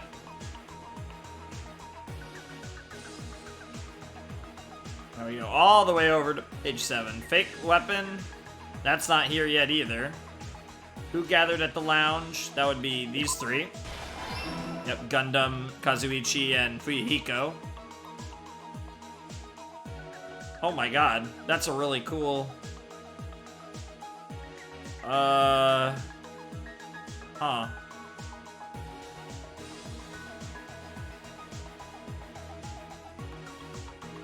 That's a really cool... This would be Hajime, I assume? Yeah, it should be Hajime. Okay, what am I missing then? Was the fake weapon left at the scene? Yeah, it's not there. What else do we have that I'm missing? Right here. What time did Fuyuhiko... Oh, yeah, that. Okay. To make sure, yeah, okay, we've got all this. That looks really stupid, that picture of Nekomaru, oh my god. Yep. We're just gonna let it slowly drift. I don't even have to move, I don't even have to touch anything, it just slowly transitions. Fake weapon, there's the hammer. We should have 2 more. Or 1, oh, I guess it's just the 1 more, it's just Hajime, yep. That'll do it! Here's everything that happened in this case. Hajime couldn't resist. Let's first go over the many tricks the killer prepared before they committed the crime. Hajime, they couldn't resist. They even did the fake out, but Hajime's like, I still gotta do mine. Yep. First, they destroyed the contact elevator. This separated Nagito and the others in Strawberry House from our group in Grape House. Yep. Next, they lured Nekomaru out by himself by turning back all the clocks in the funhouse by 2 hours.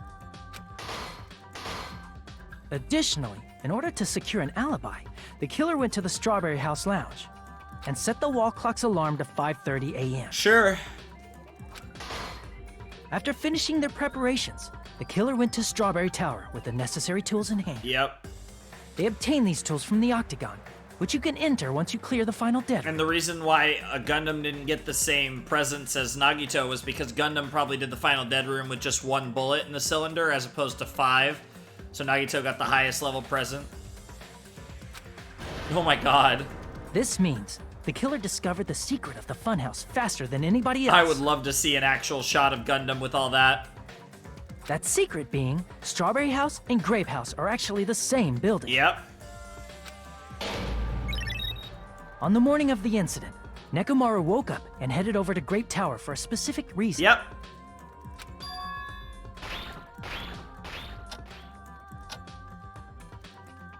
There, Fuyuhiko, who was at the lounge by coincidence, witnessed Nekomaru. Yep.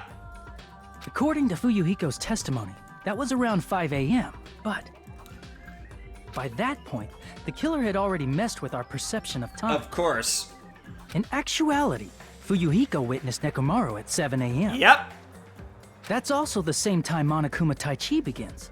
Nekomaru went to Grape Tower to participate in that. It'd be funny if Monokuma was just chilling there witnessing all this, witnessed the murder, because obviously if you were the killer, like, you wouldn't care, because Monokuma witnesses it anyways, but a physical Monokuma actually right there.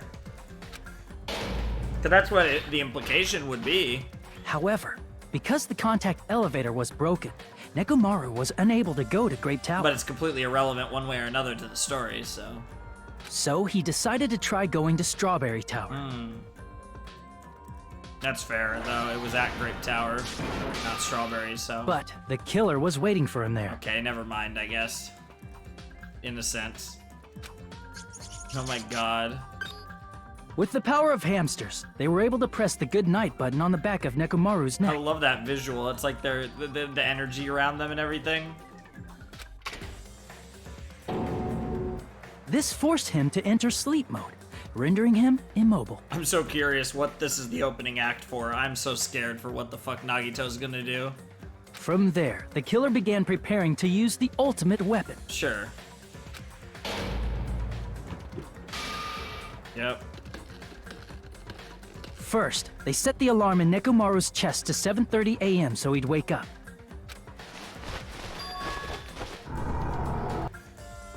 Then they tied him up with a metal wire, tied the tip of the wire into a loop, and hung it on the doorknob.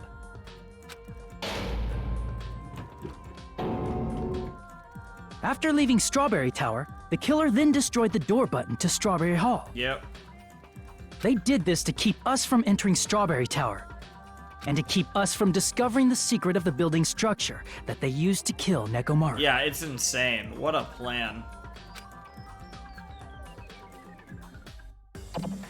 Then, they used the secret octagon passageway to travel to Grape House. After arriving at Grape Hall, they pressed the button to open the door to the tower. Yep.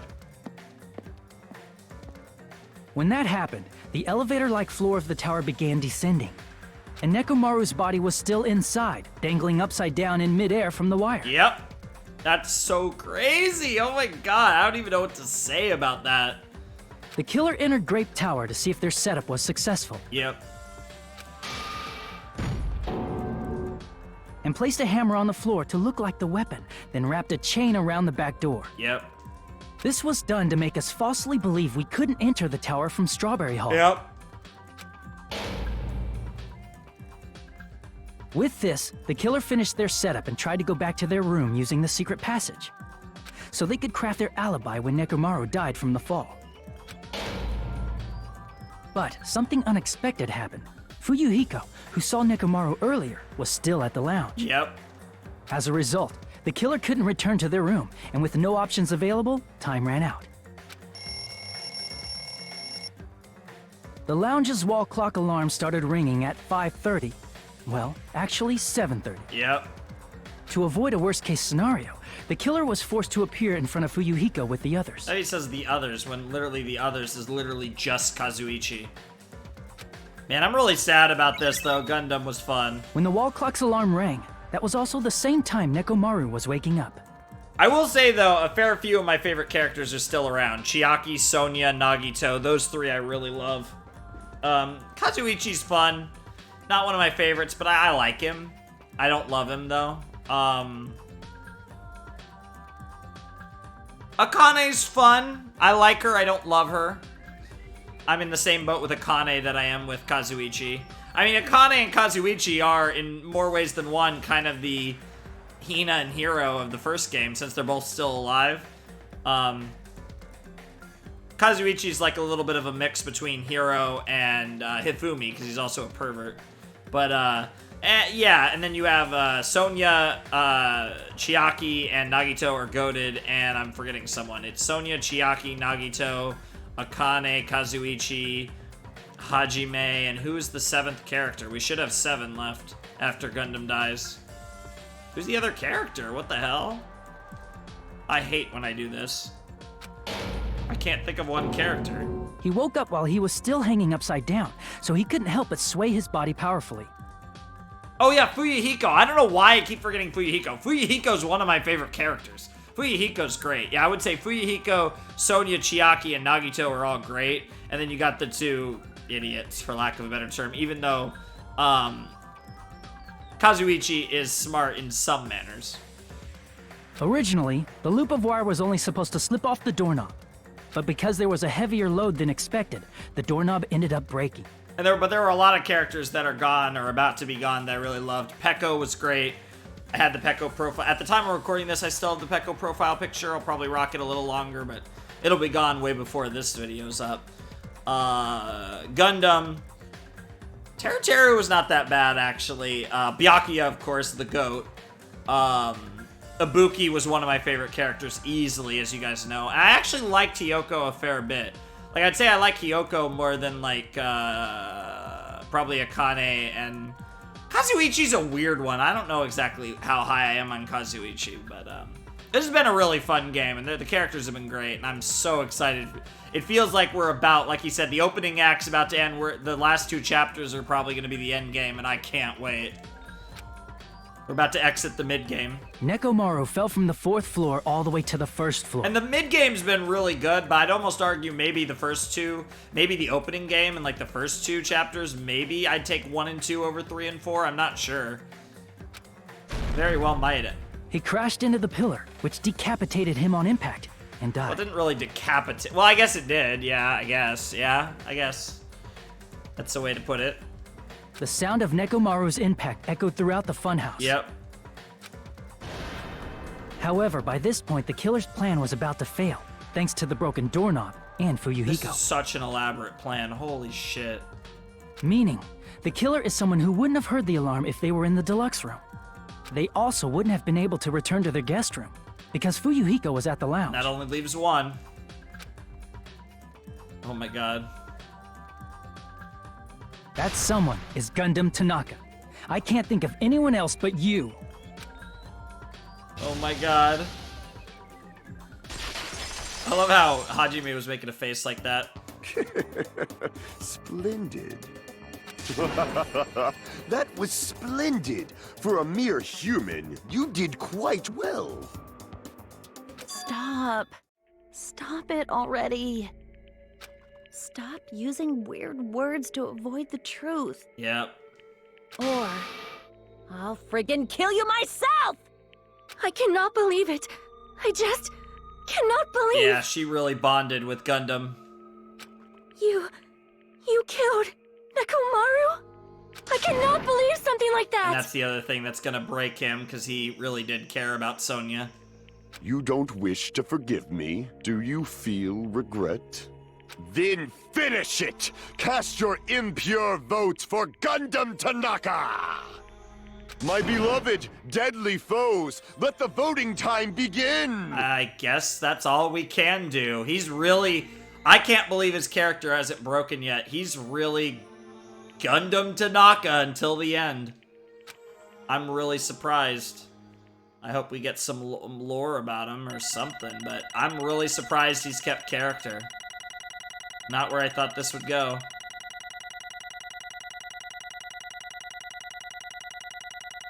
I'll take my B. That's what I usually get in this game. I'll take my 114 coins, too. This result isn't all that exciting. Now then, please pull the lever in front of you and cast your vote. All right, let's do it. Who will be chosen as the blackened? Will you make the right choice or the dreadfully wrong one? Please pull the lever! What? Crap! I bit my tongue at the most important part! Okay, Monokuma. Wow. Please pull the And it's Gundam time. There he is. Here's the boy. Another one bites the dust. Well, soon enough anyways. And yep, class trial end. Here we go. Time for the aftermath of the Chapter 4. It'd be bad if I bit my tongue again, so I'll speak slowly. Judging from the results, Yahoo! you guys were correct once again.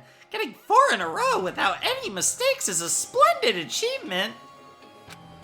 That's right, the one who killed the robotic Nekomaru in the amazing funhouse was Gundam Tanaka. Nice! Yay, I said all that without biting my tongue.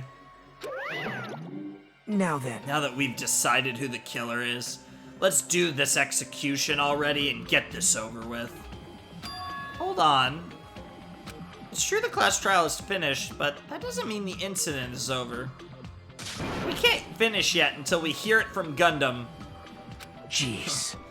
No matter what he says, it won't change a thing.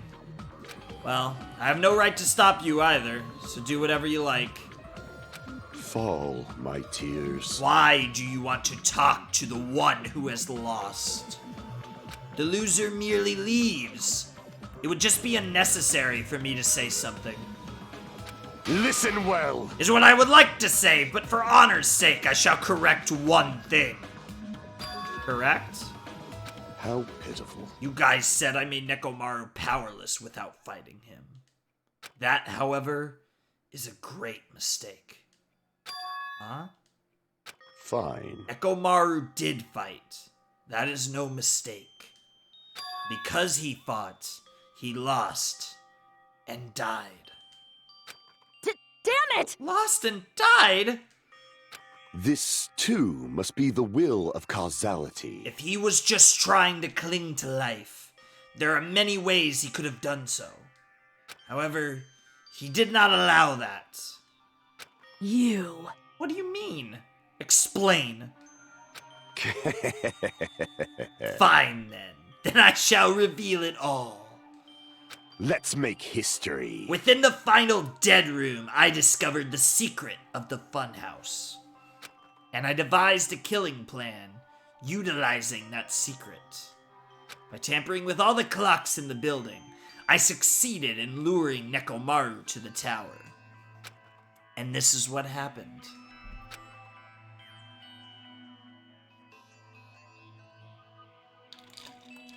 Nekomaru and I were alone in the tower, standing face to face with one another. I should say I expected as much from Nekomaru. He sensed my subtle killing intent, and instantly understood the situation. And we had ourselves a stare down. That situation, if he wanted to run away, it would have been easy for him to do so. He could have run away or even called for help, but he did not turn his back to me. Instead, he chose a fight that risked life and death. That is... A fight that risked life and death? Let me tell you this. He was serious, too. He gave it his all to try and kill me. Huh? If I had died instead, the mystery surrounding the case would have been even more complicated. You would never know why I, the victim, went to the tower by myself. I can see it! Nobody would know that the victim, me, was actually the one who planned the whole thing! Yep, the case 1, the very first case of Danganronpa with Sayaka and Leon. I mean, we found out, but... Could it be? Nekomaru really did that?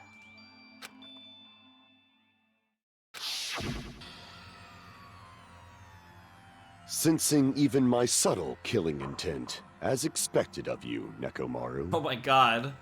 This scorching, stinging, tense atmosphere. I've been a team manager for so long, I'd nearly forgotten this. This is great! What a comforting atmosphere! What the fuck?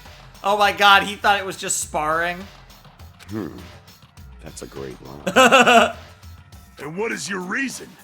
Do you intend to resolve this situation by killing me? Oh no, okay, no, he seems serious. Yeah, okay, never mind. I am the warlock, Gundam Tanaka. Heroes, lords of darkness, and even the gods themselves flee from me. I need not cling to any trivial reason. I'm simply going to kill you because your very existence is an annoyance. Jesus, Gundam.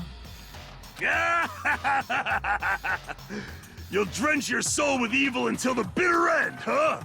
Splendid! Oh, he likes that because he's like going all the way with it. In response to your spirit, I shall kill you with all of my might! Holy crap. This is crazy. This is wild. I won't go easy on you. Don't even think about holding back. Imagine all of a sudden it's like a fully animated freaking like Studio Wit cutscene or something.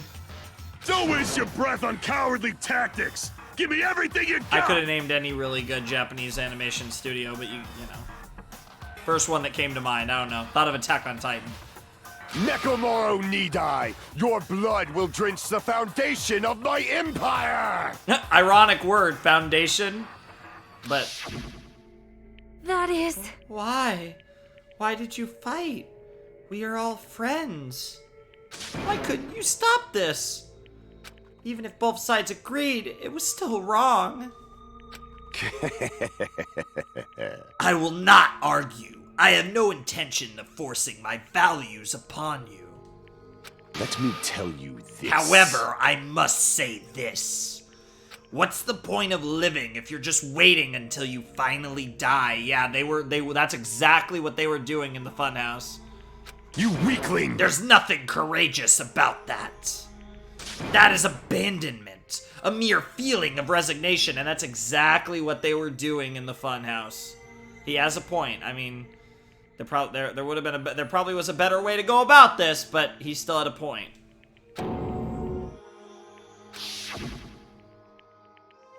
Yep, wait till you starve to death. And yeah, that's what Hajime felt. He'd rather wait until they all starved to death. Yep.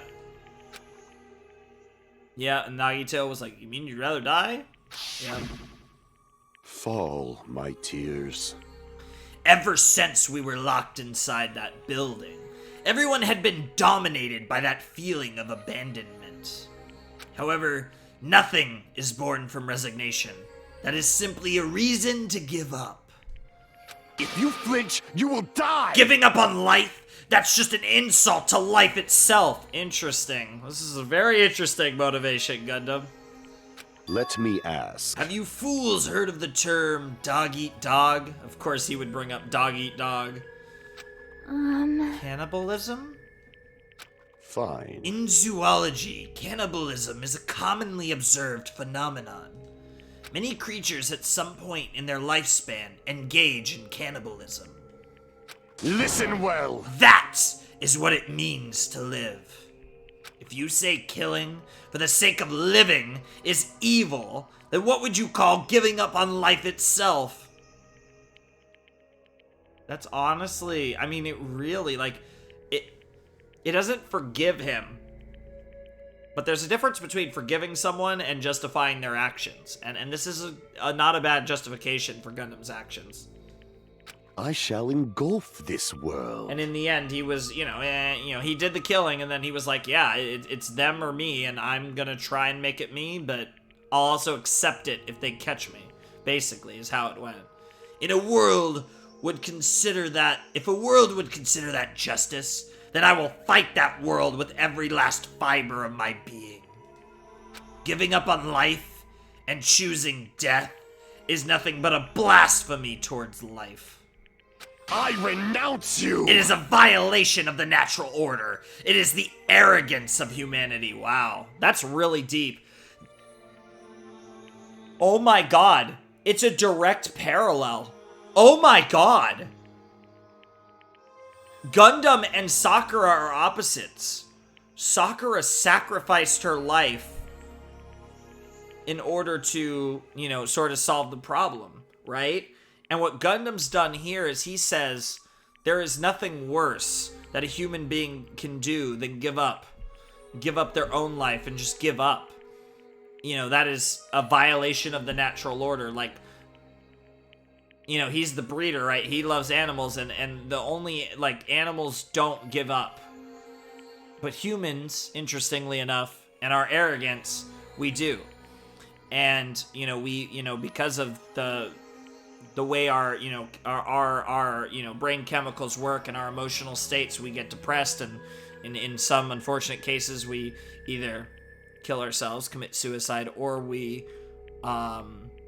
just give up. And that's kind of what more this was than necessarily suicide per se. But it's really interesting, Gundam's passion for the will to survive and that natural order, as he said. And there's a very poignant point here, and it's a very interesting narrative. This is probably it's one of the most idealistic killings, but it's probably one of the few idealistic killings. I'm trying to think of who really killed for idealistic reasons. Sakura, ironically enough, it was chapter 4. And what's so great is the two most idealistic killings that I could think of in the games so far in Danganronpa as a series were Sakura and Gundam.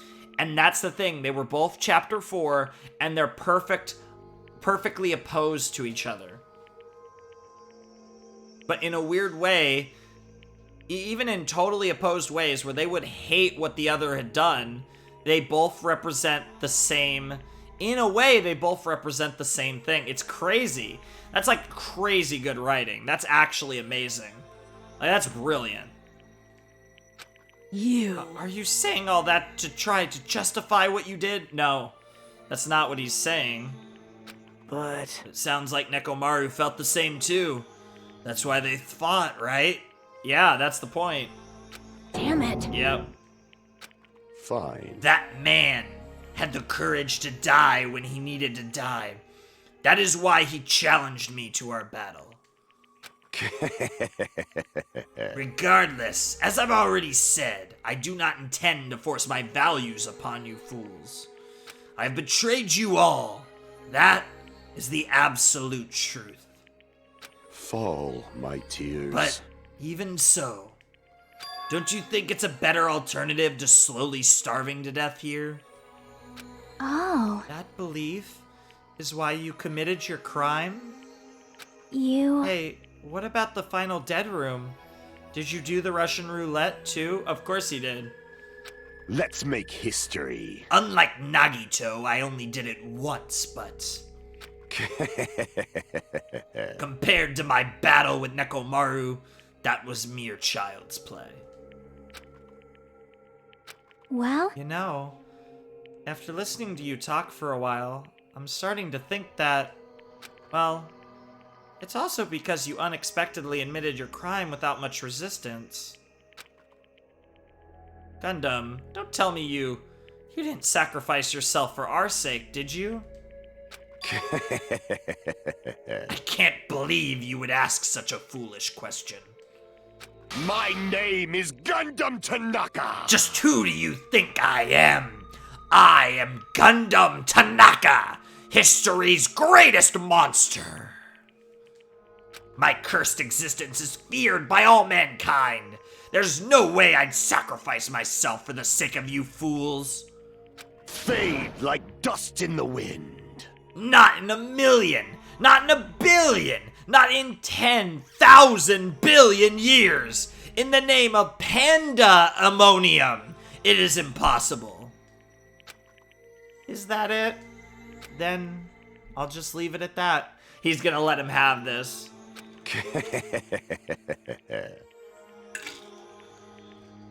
I'm pretty sure All-Star Apologies was the Sakura, Chapter 4. There's All-Star Apologies playing. Now then, let us be rid of this foolish talk. It's about time the fun started. Monokuma, let us begin. Yes, indeed. Yay, got it. I have prepared a oh, is he going to be cannibalized by animals or something? Oh, God. I have prepared a special punishment for the ultimate breeder, Gundam Tanaka. Please wait! This is just too much. I beg of you! Please, Monokuma, please help Gundam. Huh? Miss Sonia? I beg of you! How pitiful. Sonia? An act as unrefined as stopping a man from going to his death does not befit a noble such as yourself. Gundam. It's fine to start for reals, right? Fine. Yes, I do not mind. However... What is it, my 4 dark devas of destruction? Are you worried about me?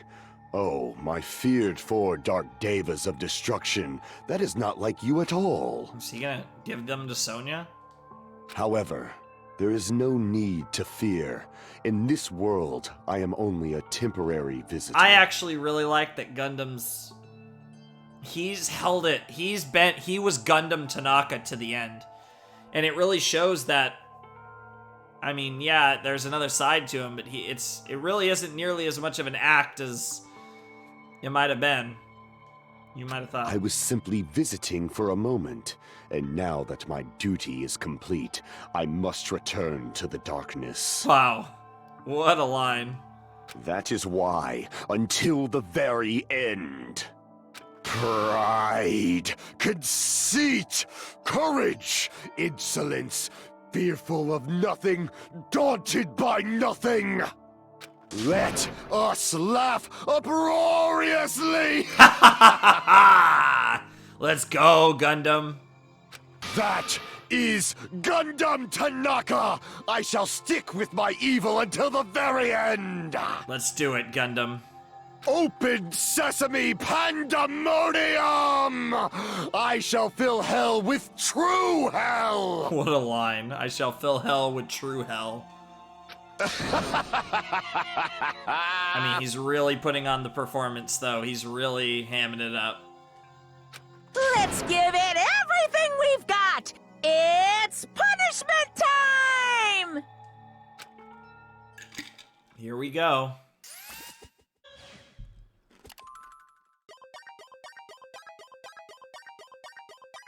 I really like Gundam's character. He was one of my favorites, and I think the way he's going out was really cool. Oh, God. Are they really gonna... Stampede. Okay. He's gonna get run over. Okay, that's not what I was expecting.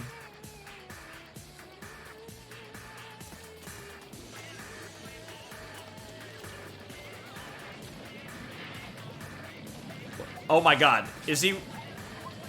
What the fuck? Oh, it's not gonna work at all, of course, right?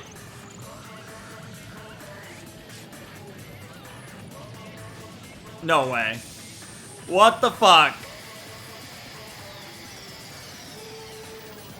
It does nothing, yep. Jesus. Aww.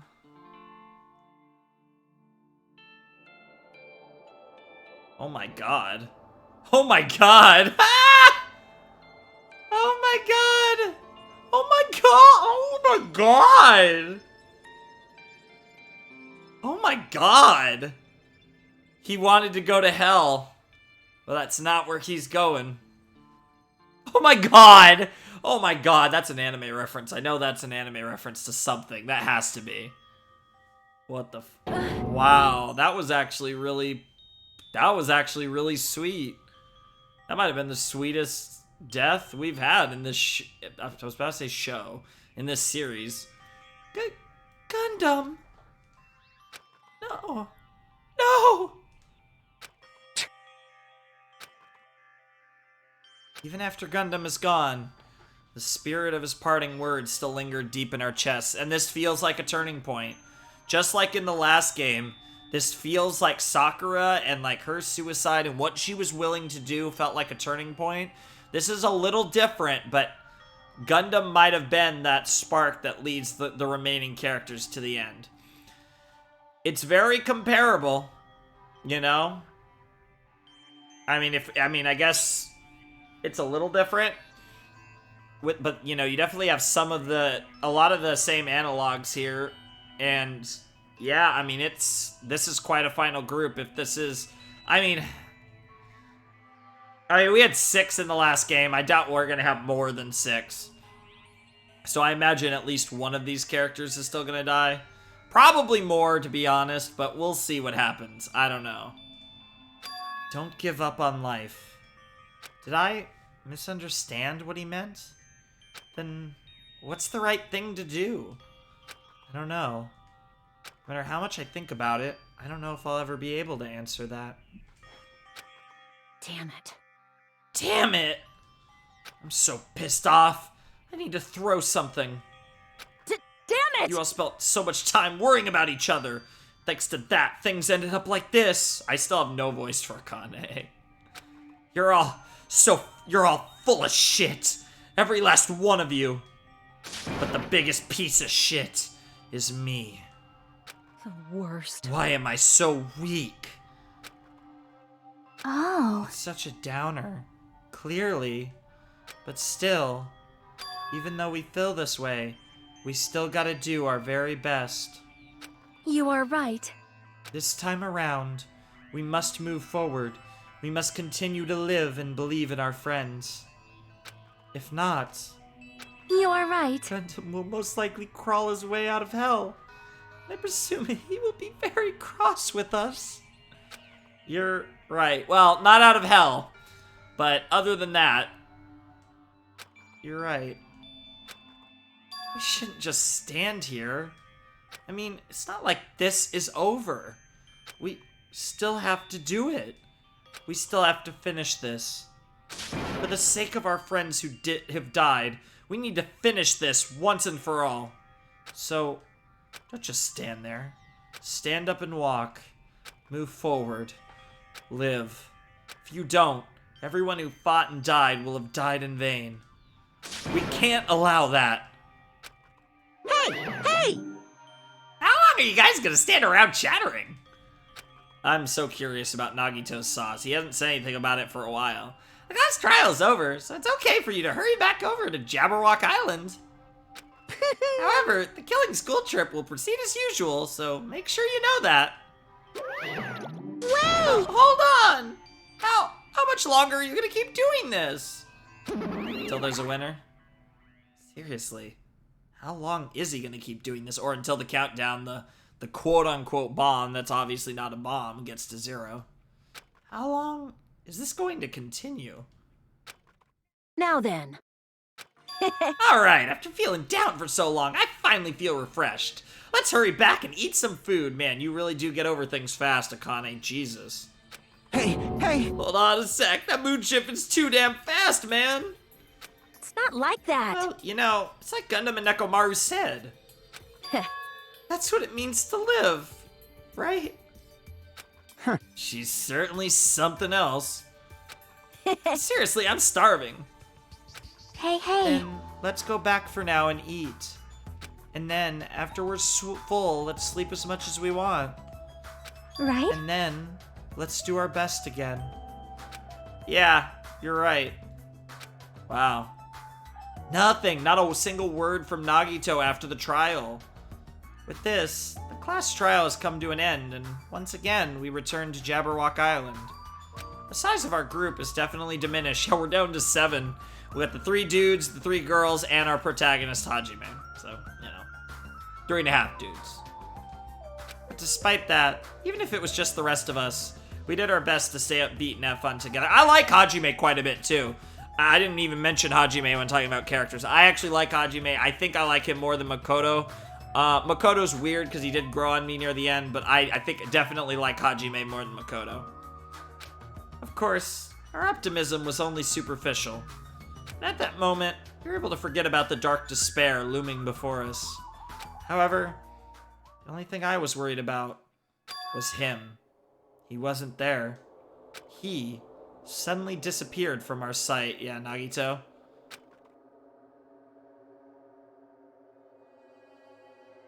This isn't Nagito's perspective. This is Nagito's room, I guess.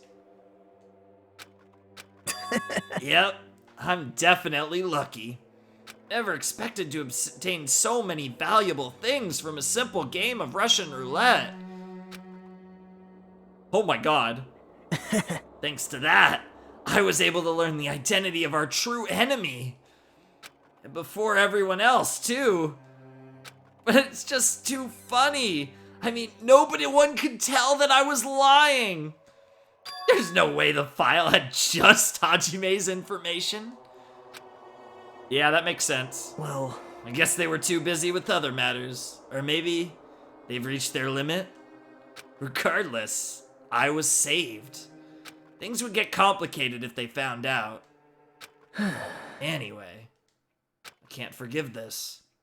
Damn it. This should never be forgiven. There's no way I can let this run loose. I'll be the one who stops this once and for all. Even if it costs me my life. It's obvious. For the sake of hope, I cannot ignore this. Okay, here's the clock again. Monokuma appears! Alright! Monokuma has arrived! Who summoned me? Now then. Thanks for coming. What's this? Why, it's the lovely little Nagito. Are you all alone tonight, too? What's the matter? So what's up? Your face looks scary. I see. As you can tell. Ah, perhaps you found out who the traitor is? You know me well. Well. Is what I'd like to say, but unfortunately I haven't learned that yet. I see. So even you don't know, huh? Looks like the final showdown is gonna take a little more time. Hello. So why'd you summon me anyway? Were you finally gonna confess your love? Hey. I summoned you because there's something I really need you to ask you. It's about the special prize from the final dead room. Oh yeah? What about it? There was information about 16 people in the file I received. Not Byakuya. Isn't that weird? Say what? What's weird? You don't even know? Well, there's a traitor from the Future Foundation hiding among us, right? Including that person, the total number of students would be 16, right? Isn't that right? But this file contains documents that were created at Hope's Peak Academy, right? Of course. That's right. I just reused the stuff that the former headmaster spent a lot of time making. Yep, that would be, I want to say his name was Shin for some reason, but it was Kyoko's dad, Mr. Kirigiri. But This file even contains information about the traitor. Was that person also a former student of Hope's Peak Academy? Who knows? I wonder. hey, Could it be? Is this your doing? Did you slip false information into the file? Were you trying to keep us from learning the traitor's identity by obtaining this information? What's wrong with that? If it's my job to heat things up, it's okay if I do something small like that, right? well, That's not my point. right? My point is, you already know who the traitor is. What's wrong with that? You're getting all riled up. Well, you're splendidly correct when you say I knew who the traitor was all along. But even though I know who it is, why do you think I ignored it on purpose? It's just like Monami after losing her magic stick. The traitor's existence means absolutely nothing to me. Their existence means nothing, huh? No. Well, that's just how I feel. I'm sure you guys feel somewhat different. Shing! After all, that person is the evil Future Foundation lackey who's putting you guys through this awful stuff. Then what the fuck are you, Monokuma? It's not entirely true. I didn't really come here to fight or anything like that. Instead, I came here to offer my cooperation, you know? Huh? Cooperation? Hey, Your purpose is to fill everyone on this island with despair, right? That's why you're intentionally letting the traitor do as they please, right? Yep. Yep. I... That's the case. I might be able to cooperate somewhat too. right? However, in exchange, I want to know who the traitor is. I see. Interesting. Very interesting. No. Obviously, that's a big no-no. I think Nagito's just trying to work Monokuma right now. I think Nagito's just like trying to manipulate Monokuma. Unbelievable. I mean, I want to make everyone in your group feel despair. That includes you, too. Well, I knew you would say that. Besides, I just wouldn't be able to handle the sadness when you inevitably betray me later on. Just as I thought, you saw right through me. you're right. No matter what situation I find myself in, my core way of thinking will never change. In order to create absolute hope that shines brightly, stepladders such as myself and despair exist. You're right. You're a true believer of hope, after all. I must say, that belief reminds me of that person for some reason we keep mentioning Makoto. Huh? Reminds you? I don't know who you're talking about, but if it's someone as worthless as me reminds you of some other person? Man. They must be extremely unlucky! Oh my god! Oh my god! What is the... What the fuck? Like... You're just as unlucky, right? I mean, the fact that you're even involved in something like this. Well... Am I? I actually think I'm very lucky. Say what? Huh? You don't know? Wouldn't you say that coming across this much despair is a rather rare opportunity? I can't rely on anyone on this island. That's why I have to be the one who does it. If I can eliminate despair from this island, I won't be a stepladder anymore. I'll become true hope. I'll become an existence that could even be called ultimate hope. The two of you are alike. You definitely remind me of him. Hey. There's one more thing I want to ask you. See? Who are you waiting for on this island? Huh? Looks like I'm right again. You're definitely waiting for someone on this island. Is that person you're waiting for already on this island? Hey. Well, answer my question, bear. That's... If that's the case, that person is already on this island. Wouldn't that be exciting? I don't know who that person could be. Like, obviously we've been referencing Makoto.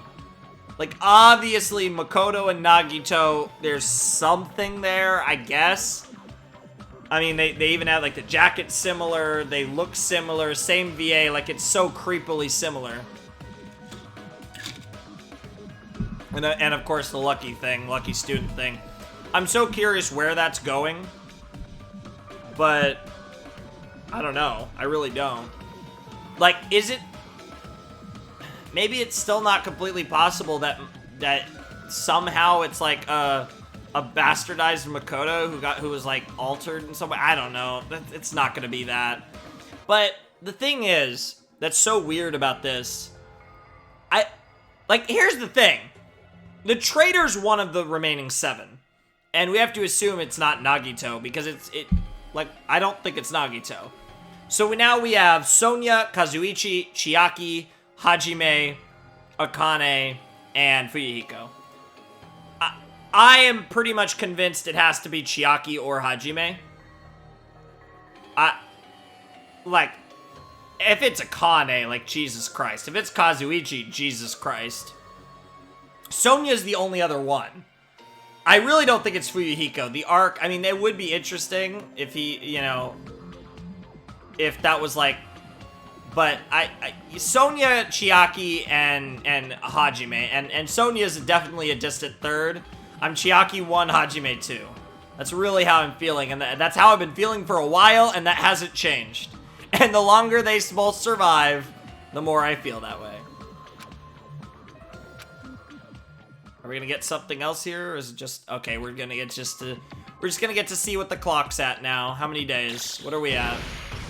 That was an interesting conversation between Nagito and Monokuma, for sure. 5 days, yeah, that was my guess. Yeah, we're getting close. Oh my god, I really want to keep playing, but we still have 2 whole chapters left. Yep, here we go. Do Ultimate Robot Stream of Clockwork. And the fact that the clocks were super relevant. And then there were 7. Holy shit. Oh my god. We're down to 7. This game is going to get fucking batshit later on. Red for destruction. Oh, the Hellhound earring. Oh my god. Damn. I mean, it makes sense. Holy fuck. Ladies and gentlemen, boys and girls, that's gonna do it for episode, I believe this was 16 of our playthrough of Danganronpa 2, Goodbye Despair, and that was a very good episode. I still think, and it's funny because the second trial in the first game, excluding probably the final trial, and the final trial is complicated, like, I don't like to count final trials in Ace Attorney, and I think Danganronpa is kind of in the same nature because it involves, like, unraveling the mystery as well of, like, the whole game. So it has, like, an unfair advantage. But I would say, at least with most, but I would say that so far, my favorite case, and this is funny because it's, like, 2 in the morning on the day, which is New Year's Eve, December 31st, 2021. This video started on December 30th, moved in December 31st. This is literally the day that my playthrough gets to the episode that goes out today. For my today will be the Chapter 2 trial is going out today, which is probably still my favorite trial. I've enjoyed every trial a lot. I think this was my second favorite trial. I think I'm going to go 2-4, and then 1 is so weird. I don't know, 1-3, 3-1, something like that. But I've enjoyed all of the trials quite a bit in this game. But weirdly enough, in the first game, I don't know, Trial 4 is really good in the first game. I need to play Trial 4 again, or like watch a Let's Play, probably just watch a Let's Play of it. But it's weird, because I would honestly say I think my 2 favorite trials so far in both the first game and the second game, 4 cases in, are 2 and 4. Are the even-numbered trials. It's very weird. Even my opinions on some of the trials are paralleling. Even if I think overall this game's been a bit better for several reasons. But, yeah, I mean, this was a very interesting trial. I really liked Gundam's explanation. Really everything about how Gundam went out was fantastic. I'm sad Gundam's gone, but of course, now, like I said, you have the prologue, of course, but then you have the early game, the mid game, and the end game. You have chapters 1 and 2, the early game, chapters 3 and 4, the mid game, and then chapters 5 and 6, the end game. So we're in the end game. We're entering the end game next episode, and we still have, we probably still have a fair few episodes to go. We're definitely going to get past 20 episodes. Will we get to 25? I'm not sure if we'll get to 25 episodes. We'll have to see, but we're definitely not getting past that 30 threshold, but definitely going to be more episodes than there were in the first game, because I finished the first game in 18, and this is episode 16, I believe, so yeah, no way, obviously, but I would have to do the last 2 chapters each in one video. Those would be like fucking 12-hour videos, Jesus Christ. Yeah, I'm really excited for chapter 5, and really just to see where this game goes. Nagito's doing Nagito things. Nagito lied about No, we don't know if Nagito lied about Hajime. It's very possible that Nagito lied about Hajime's deal. I don't think... He probably didn't, but he could have. But we know that at the very least he lied about the profiles. So that had all of the profiles, and he... Yeah, and he knows who the traitor is. Well, he doesn't know who the traitor is, but he knows that there's something fishy going on. And he's leaning into it. And he's, tried to manipulate Monokuma. It didn't really work. And they're also implying that Monokuma, whoever Monokuma is waiting for someone. So this is crazy. So think about this. There is the traitor, who is one of our remaining 7. The Monokuma controller, which seemingly this time is not actually one of the remaining 7. Unless they're recanting, because there's been so many parallels, unless they're recanting the twist, and let's say, if the Monokuma controller is not one of the not one of the alive students. You'd almost think by default the Monokuma controller, it's got to be the same trick as the first game, and the Monokuma controller has to be a dead student. The most obvious dead student who could have faked their death, it's actually way more obvious in this one than in the first one, would be Nekomaru.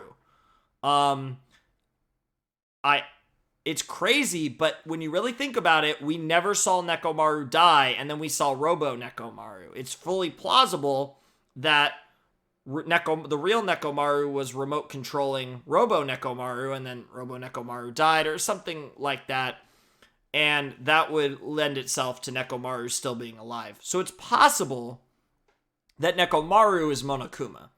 That would be crazy, but it's possible.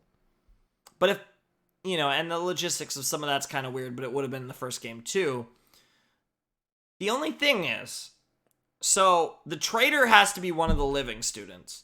Monokuma potentially is one of the dead students, maybe, I don't know. Or it's a character we haven't met, or it's a character from the first game. And there's 5 to 6 options, because we have no idea what the fuck the Byakuya situation is. We still don't understand how that's possible. But it's possible that Monokuma is one of the characters from the last game. And I have no idea which one it would be. You would imagine Kyoko. I mean, with Byakuya out, I feel like Kyoko is the only one I can really even imagine pulling this off. But then on top of that, you have Monokuma. Whoever Monokuma is waiting for someone to arrive. They keep referencing Makoto. Now, I don't know, and that's the other thing. Could it be Makoto? Like, what is happening? Because, Monokuma keeps referencing Makoto. We know that Monami was trying to foster hope, whatever her deal is, whether she's Future Foundation or not. And the traitor, again, Chiaki, Hajime, Sonia, whoever the traitor is also in with the Future Foundation. I don't think it's Sonia. I really think it's Chiaki or Hajime. And I'm leaning Chiaki, but it really could be Hajime. They could pull that twist.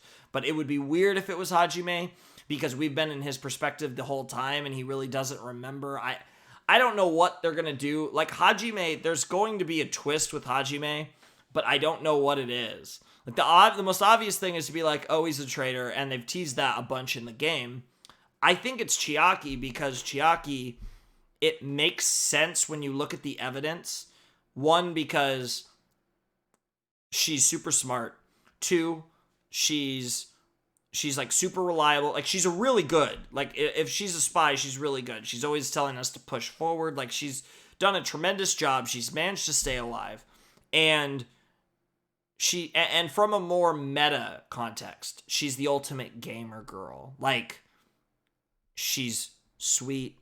She's cute. She's a fucking gamer. She even has big tits. Like, she is made to be your waifu, right? So that only further plays into the idea that she's almost too good, right? Like, it's almost too perfect with Chiaki. So I could definitely see her being the traitor. And the only other person I like, Hajime, I could see it because they could do that plot twist, but it doesn't. One, it doesn't even feel like a crazy plot twist if it happens. I mean, I would be surprised, admittedly, but okay. I feel like the traitor has to be Chiaki. I really think it's Chiaki. I'm gonna die on this hill. I'm gonna be wrong, but it's fine. It's gonna be fucking like Kazuichi. I'm gonna die. Just like how there was a point near the end game of Danganronpa 1 where I really thought Hiro was the mastermind just by process of elimination. But like, that's a thing. It's like, that's a thing. This game doesn't introduce characters unless they're in the game. So it's like, who could possibly be Monokuma? Like, are they actually going to pull the thing again where it's Monokuma is a dead student? But like, if Monokuma isn't a dead student, the only other way they could make this work is if Monokuma is a student from a prior game. And then we do have a prior game. We have Danganronpa 1. Could Monokuma be... And 6 characters survived, and then there's the Byakuya situation, which again makes no sense. We have no idea what's going on with that. Was he a spy that got killed, and over the process but the fact that he got fat, was that a joke, or was that supposed to be a clue, like something weird's going on? Like, there's so much stuff there.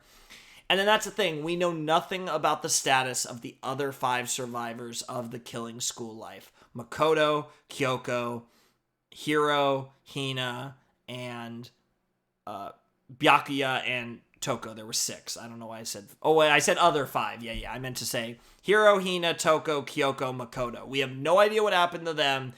But this Monokuma is referencing someone who is clearly Makoto. So this Monokuma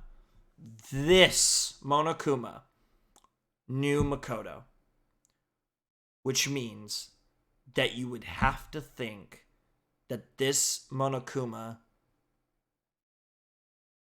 I mean, yeah, that on itself implies that this Monokuma is likely not one of the dead students, but rather would more likely be Hiro, Hina, Toko, or Kyoko. And of the 4, I can really only imagine Kyoko doing this to be able to play this role. I mean, maybe Toko and Jill could play this role. I can't imagine a circumstance where Hiro or Hina is Monokuma. Like, what the fuck? But the thing is like, why on earth would Toko or Kyoko do this? I know Toko's crazy, and a serial killer, but it doesn't make any sense.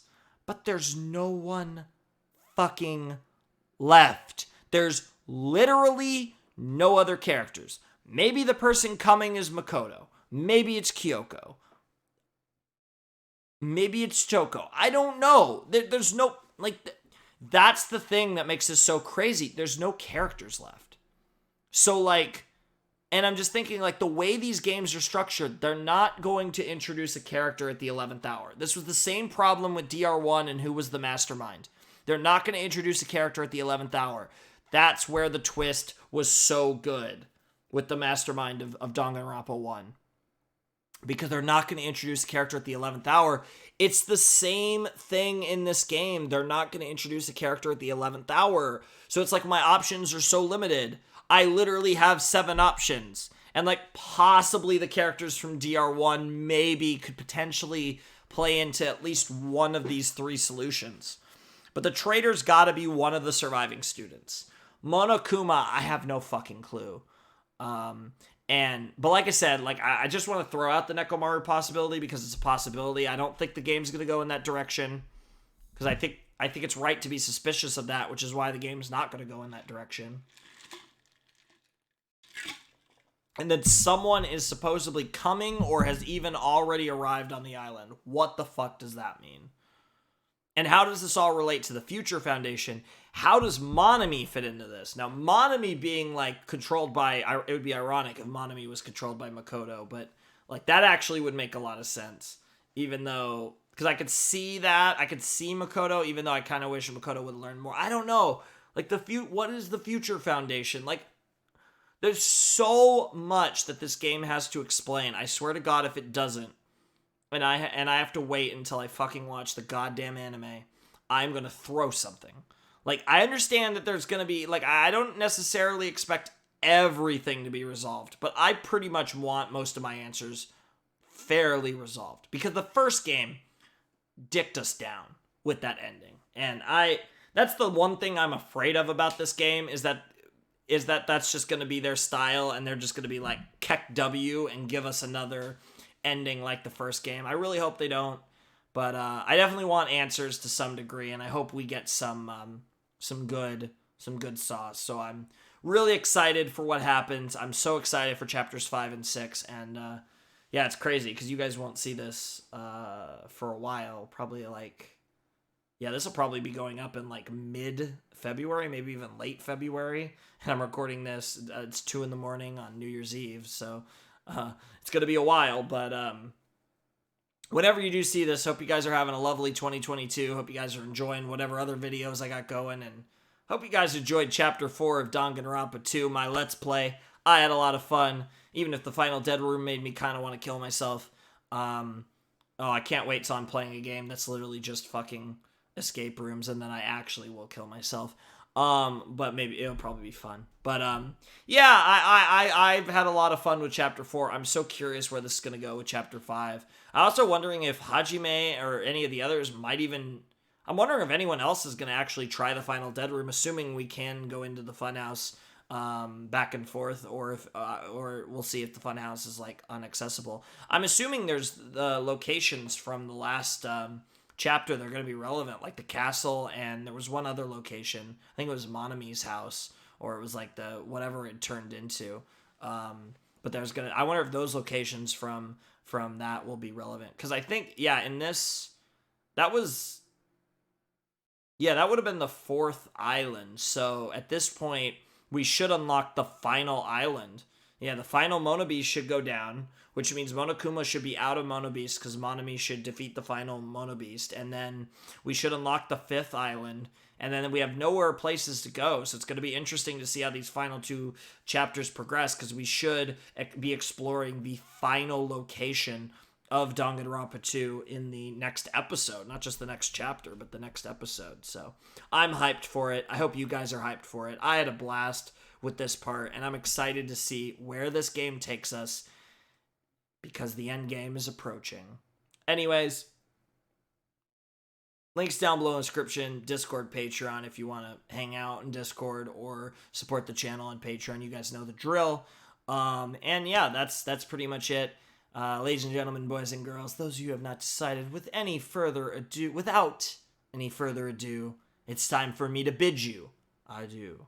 Flamin' Shark signing out. Hope you guys have a wonderful, fantastical day, and I'll see you next time with another video.